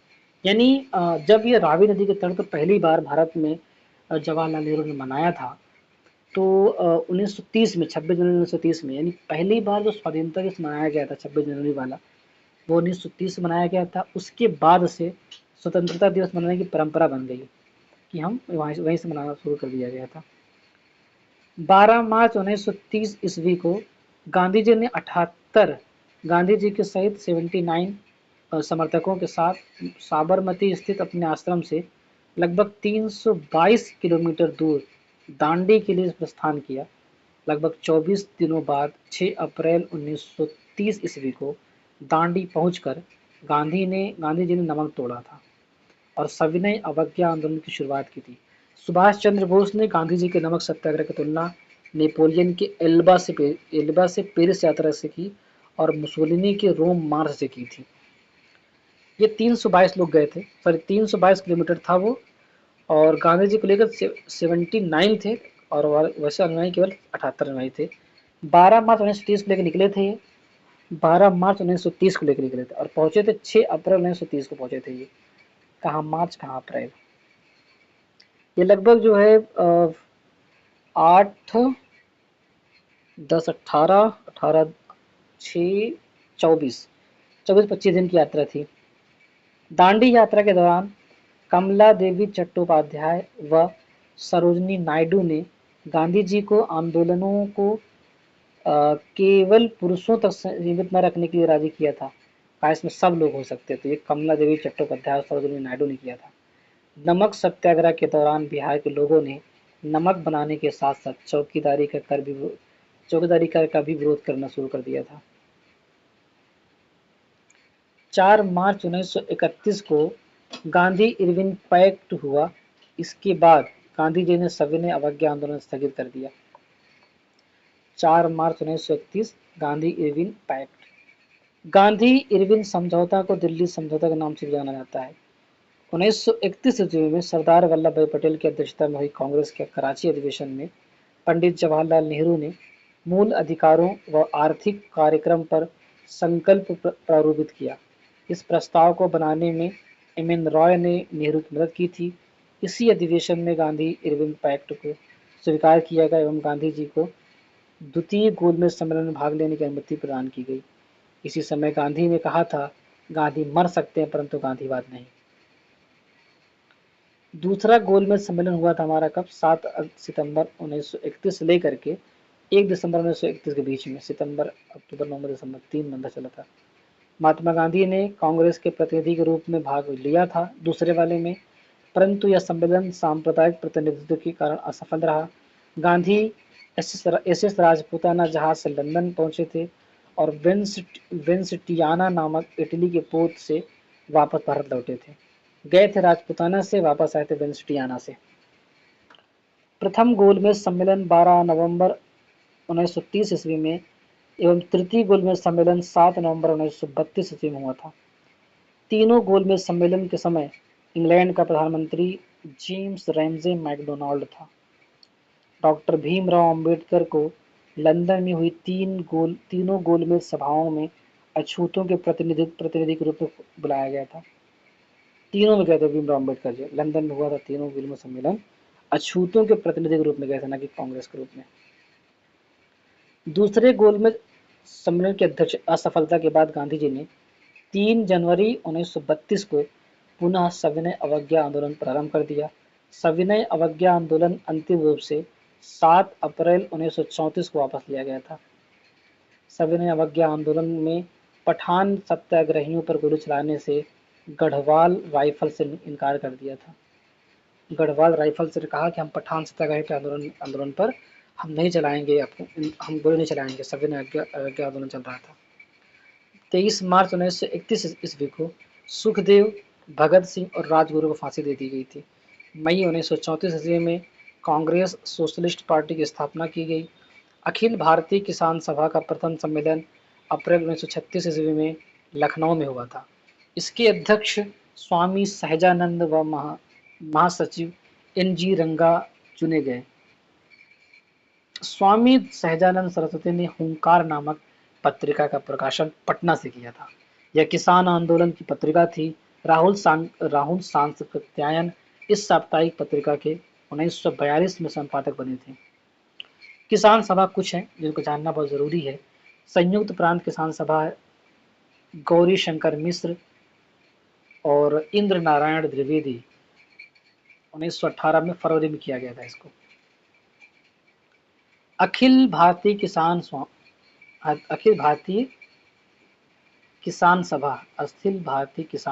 ऐसे रहेगा। और ये अशोक रोड इसको किया था स्वामी सरस्वती ने और सहजानंद ने 11 अप्रैल 1936 ईस्वी में। अखिल भारतीय किसान सभा जिसको अजय सभा भी कहते हैं 1947 में स्थापना की गई। अवध किसान सभा बाबा रामचंद्र और जवाहरलाल नेहरू ने 1920 ईस्वी में किया था। बिहार प्रांतीय किसान सभा स्वामी सहजानंद सरस्वती ने 1929 में किया था। आंध्र प्रांतीय किसान सभा एन.जी. रंगा 1928 में किया था। भारतीय किसान संघ कोटा श्री दत्तोपंत जी ठेगरी 4 मार्च 1979 में किया था। स्वामी सहजानंद सरस्वती ने 1937-38 ईस्वी में वकाश आंदोलन किया था। 1939 ईस्वी में महात्मा गांधी द्वारा प्रस्तावित प्रत्याशी पट्टाभी सीतारामैया को हराकर सुभाष चंद्र बोस कांग्रेस के अध्यक्ष चुने गए। 1 मई 1939 को सुभाष चंद्र बोस ने कांग्रेस के भीतर ही एक नए गुट का गठन किया, जिसे फॉरवर्ड ब्लॉक कहा गया। ये इंपॉर्टेंट 1939 किया गया था।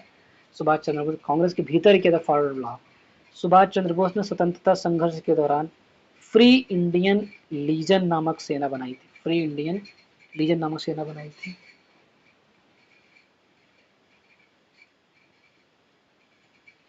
उन्नीस सौ उनतालीस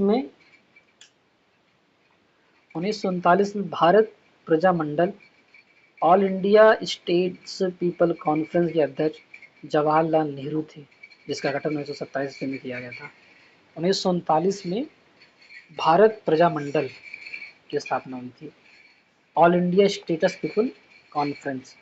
23 मार्च 1940 ईस्वी को लंदन में पंजाब के सुनाम नामक स्थान पर सरदार ऊधम सिंह ने पंजाब के भूतपूर्व लेफ्टिनेंट गवर्नर माइकल ओडायर की गोली मार हत्या कर दी।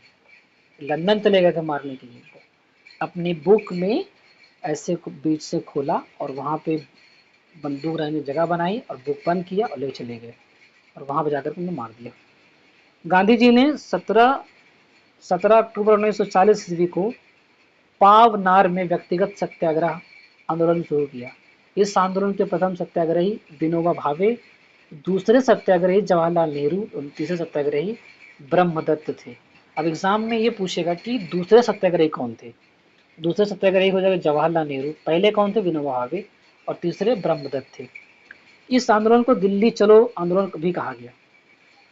24 मार्च 1940 ईस्वी को मुस्लिम लीग के लाहौर अधिवेशन में अध्यक्षता करते हुए मोहम्मद अली जिन्ना ने भारत से अलग मुस्लिम राष्ट्र पाकिस्तान की मांग की। पहली बार मांग हो रही है 1940 ईस्वी में, जब लाहौर के अधिवेशन हो रहा, मुस्लिम लीग का अधिवेशन चल रहा था।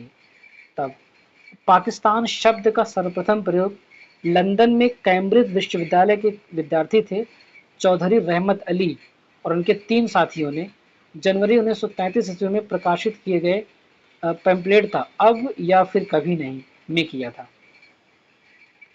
1940 ईस्वी में लॉर्ड लिंगथगो ने अगस्त घोषणा के द्वारा मुसलमानों को आश्वासन दिया कि ब्रिटेन और भारत के बीच किसी भी समझौते की स्थिति में अल्पसंख्यकों की सुरक्षा का पूर्ण ध्यान रखा जाएगा।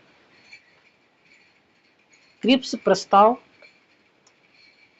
ब्रिटिश प्रधानमंत्री चर्चिल ने, अभी चर्चिल वहां पे चेंज हो रहा है, जो चर्चिल जो है अभी ब्रिटिश के प्रधानमंत्री हैं 1942 ईस्वी में। इनके बाद जो प्रधानमंत्री है वो चेंज करेगा, फिर भारत के लिए जो नीति अपनाएगा थोड़ी चेंजेस रहेगा फिर वहाँ पे। क्रिप्स मिशन जो है ब्रिटिश प्रधानमंत्री चर्चिल ने 11 मार्च 1942 ईस्वी को स्टेफर्ड क्रिप्स के नेतृत्व में क्रिप्स मिशन की घोषणा की। इसके अनुसार युद्ध के बाद भारत को डोमिनियन राज्य का दर्जा दिया जाएगा और संविधान निर्मात्री परिषद बनाने का प्रस्ताव था। मुस्लिम लीग भारतीय संघ को स्वीकार करने या न करने को स्वतंत्र होगी तथा राजाओं को भी अलग राज्य स्थापित करने का अधिकार होगा। कांग्रेस और मुस्लिम लीग दोनों ने क्रिप्स प्रस्ताव को अस्वीकार कर दिया, क्योंकि यह किसी प्रकार भारतीय स्वतंत्रता की बात नहीं करता था। इसे भविष्य का वादा करार दिया गया। गांधी जी ने इस प्रस्ताव के उत्तर में तिथि में चेक पोस्टेड कहा कि भाई तो ये जो चेक आया है ये बाउंस हो चुका है, जबकि जवाहरलाल नेहरू ने डूबते हुए बैंक का उत्तर तिथि चेक बोला था। 11 अप्रैल 1942 को क्रिप्स प्रस्ताव को वापस ले लिया गया। 1942 में वर्धा में कांग्रेस ने अंग्रेजों भारत छोड़ो प्रस्ताव पारित कर दिया 1942 ईस्वी को ही। 1 अगस्त 1942 ईस्वी को इलाहाबाद में तिलक दिवस मनाया गया।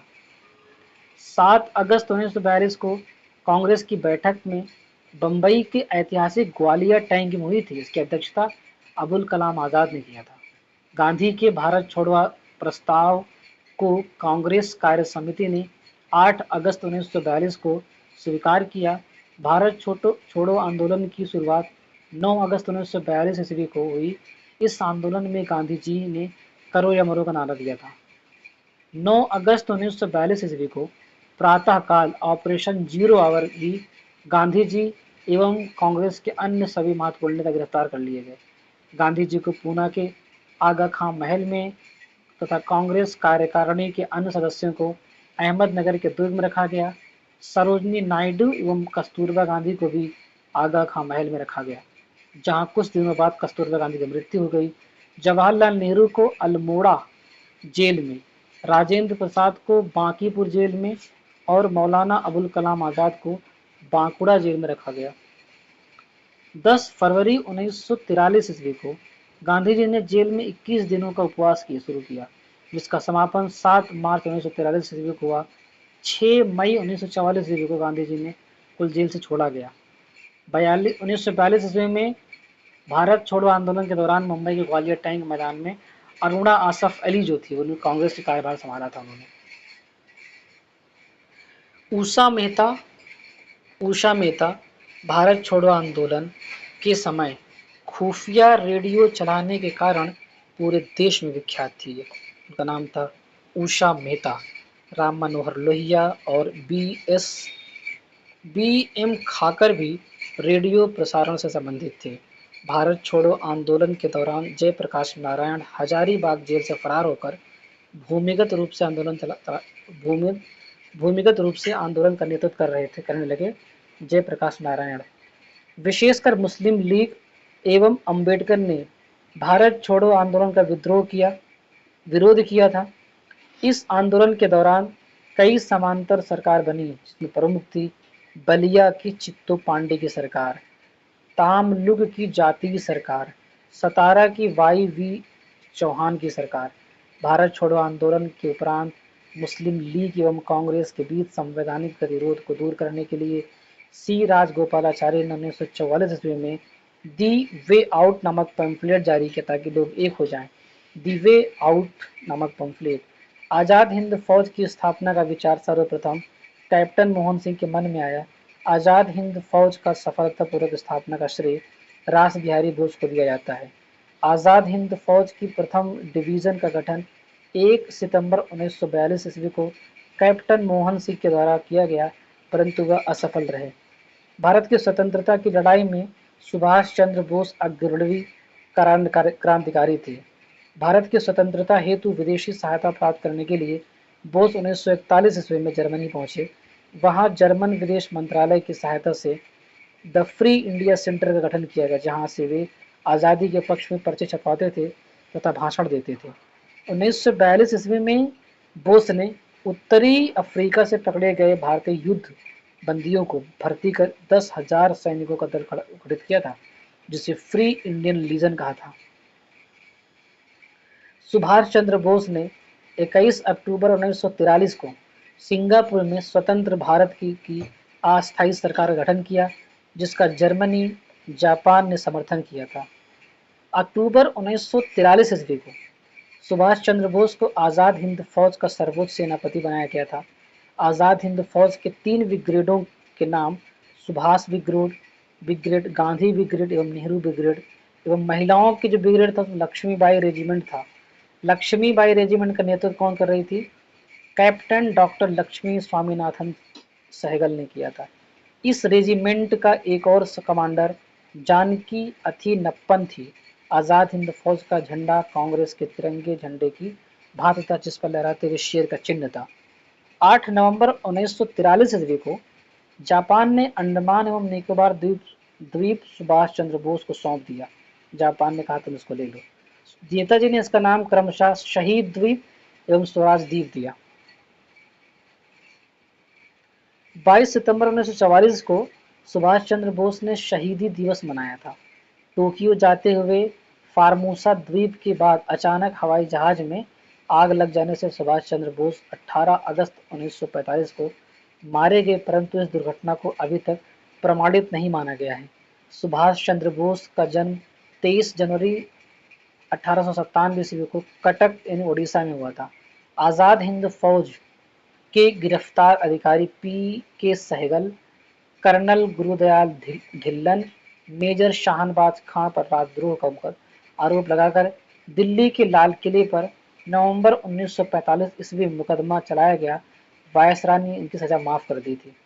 आज़ाद हिंद फौज के अभिव्यक्तियों की तरफ से अरुणा आसफ अली, तेज बहादुर सप्रू, जवाहरलाल नेहरू, भूला भाई देसाई के नेतृत्व में एवं के एन कार्टजू ने पैरवी की थी। कराची में 20 फरवरी 1946 ईस्वी को वायुसेना के कुछ सैनिकों ने ब्रिटिश सरकार पर हमला कर दिया था। तो वो सैनिक विद्रोह भी था वहाँ पे।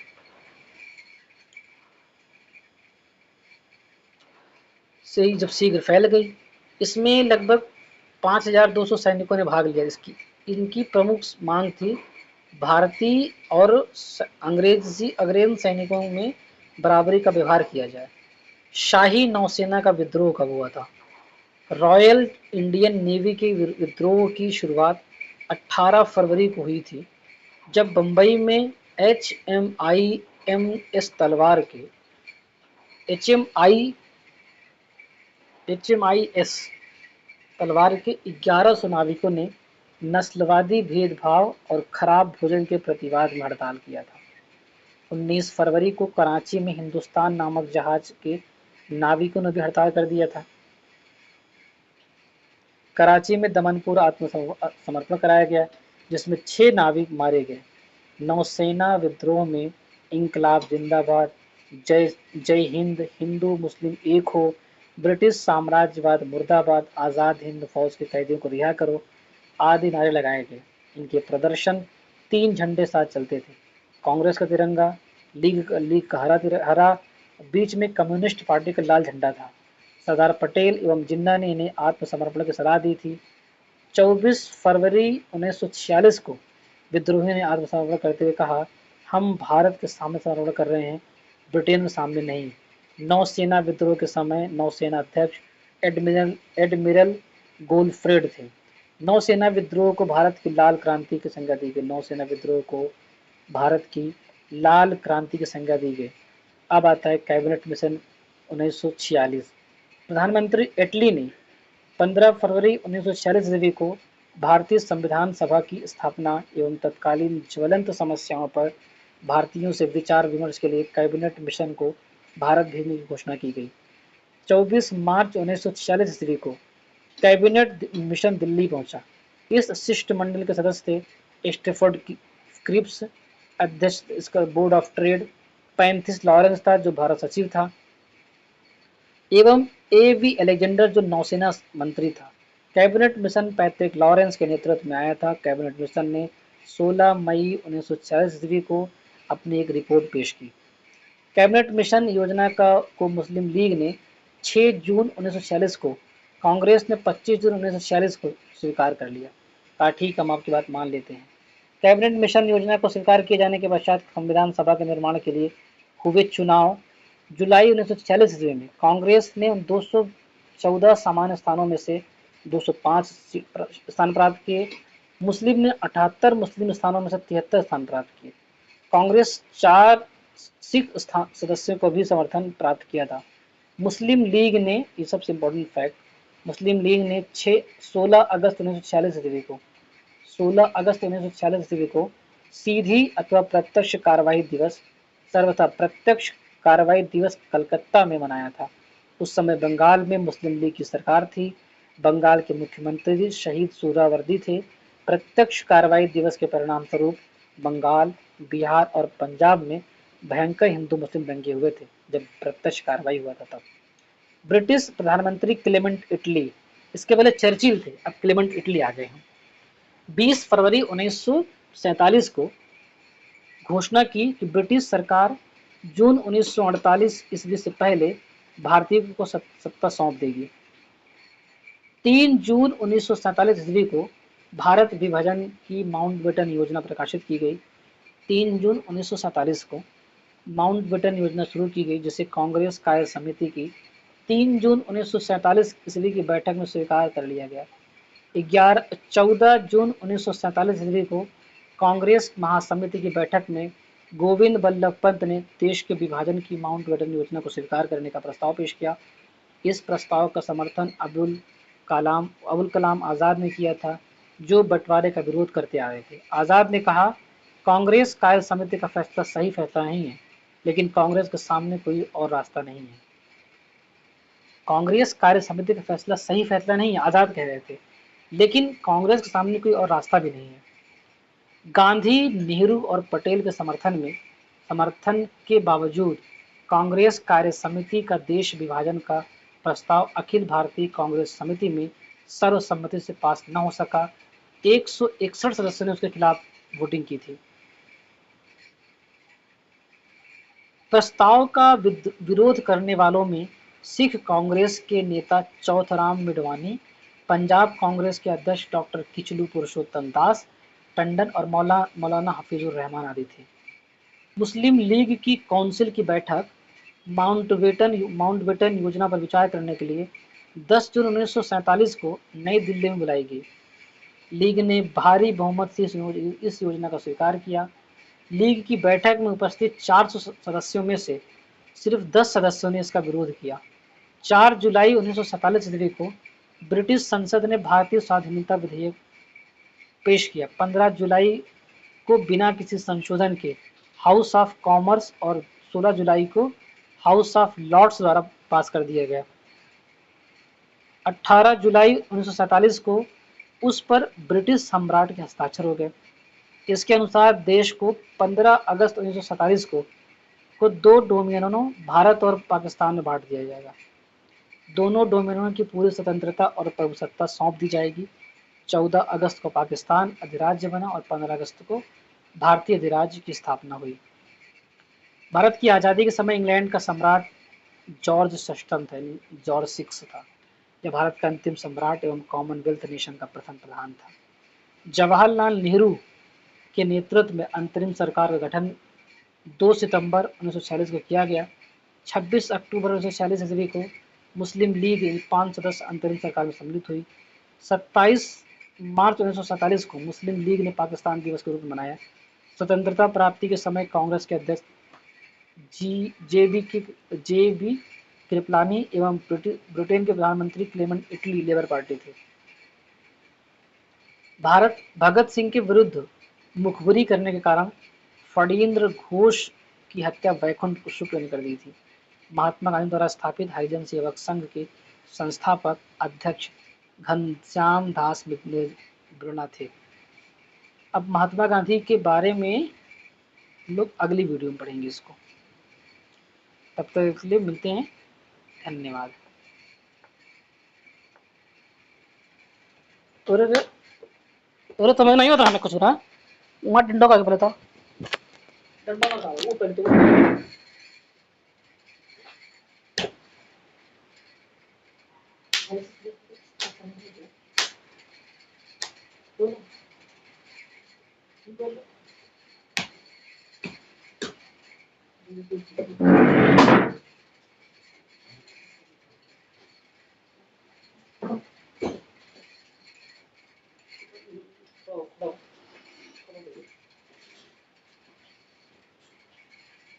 कपड़े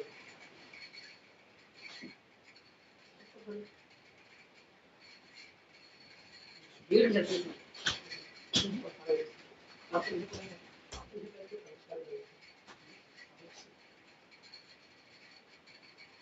काय मला चलते बोल का करता है जल्दी बोल ठंडो का बताओ ठंडो का बना ठंडो का बना अब बताओ का करते बता दे बोल मत जल्दी बोल बेटा लाइक बस तो हाथ कर गई बात कर गई बाहर कर गई तुम्हें ये तो पड़ा ना काम करो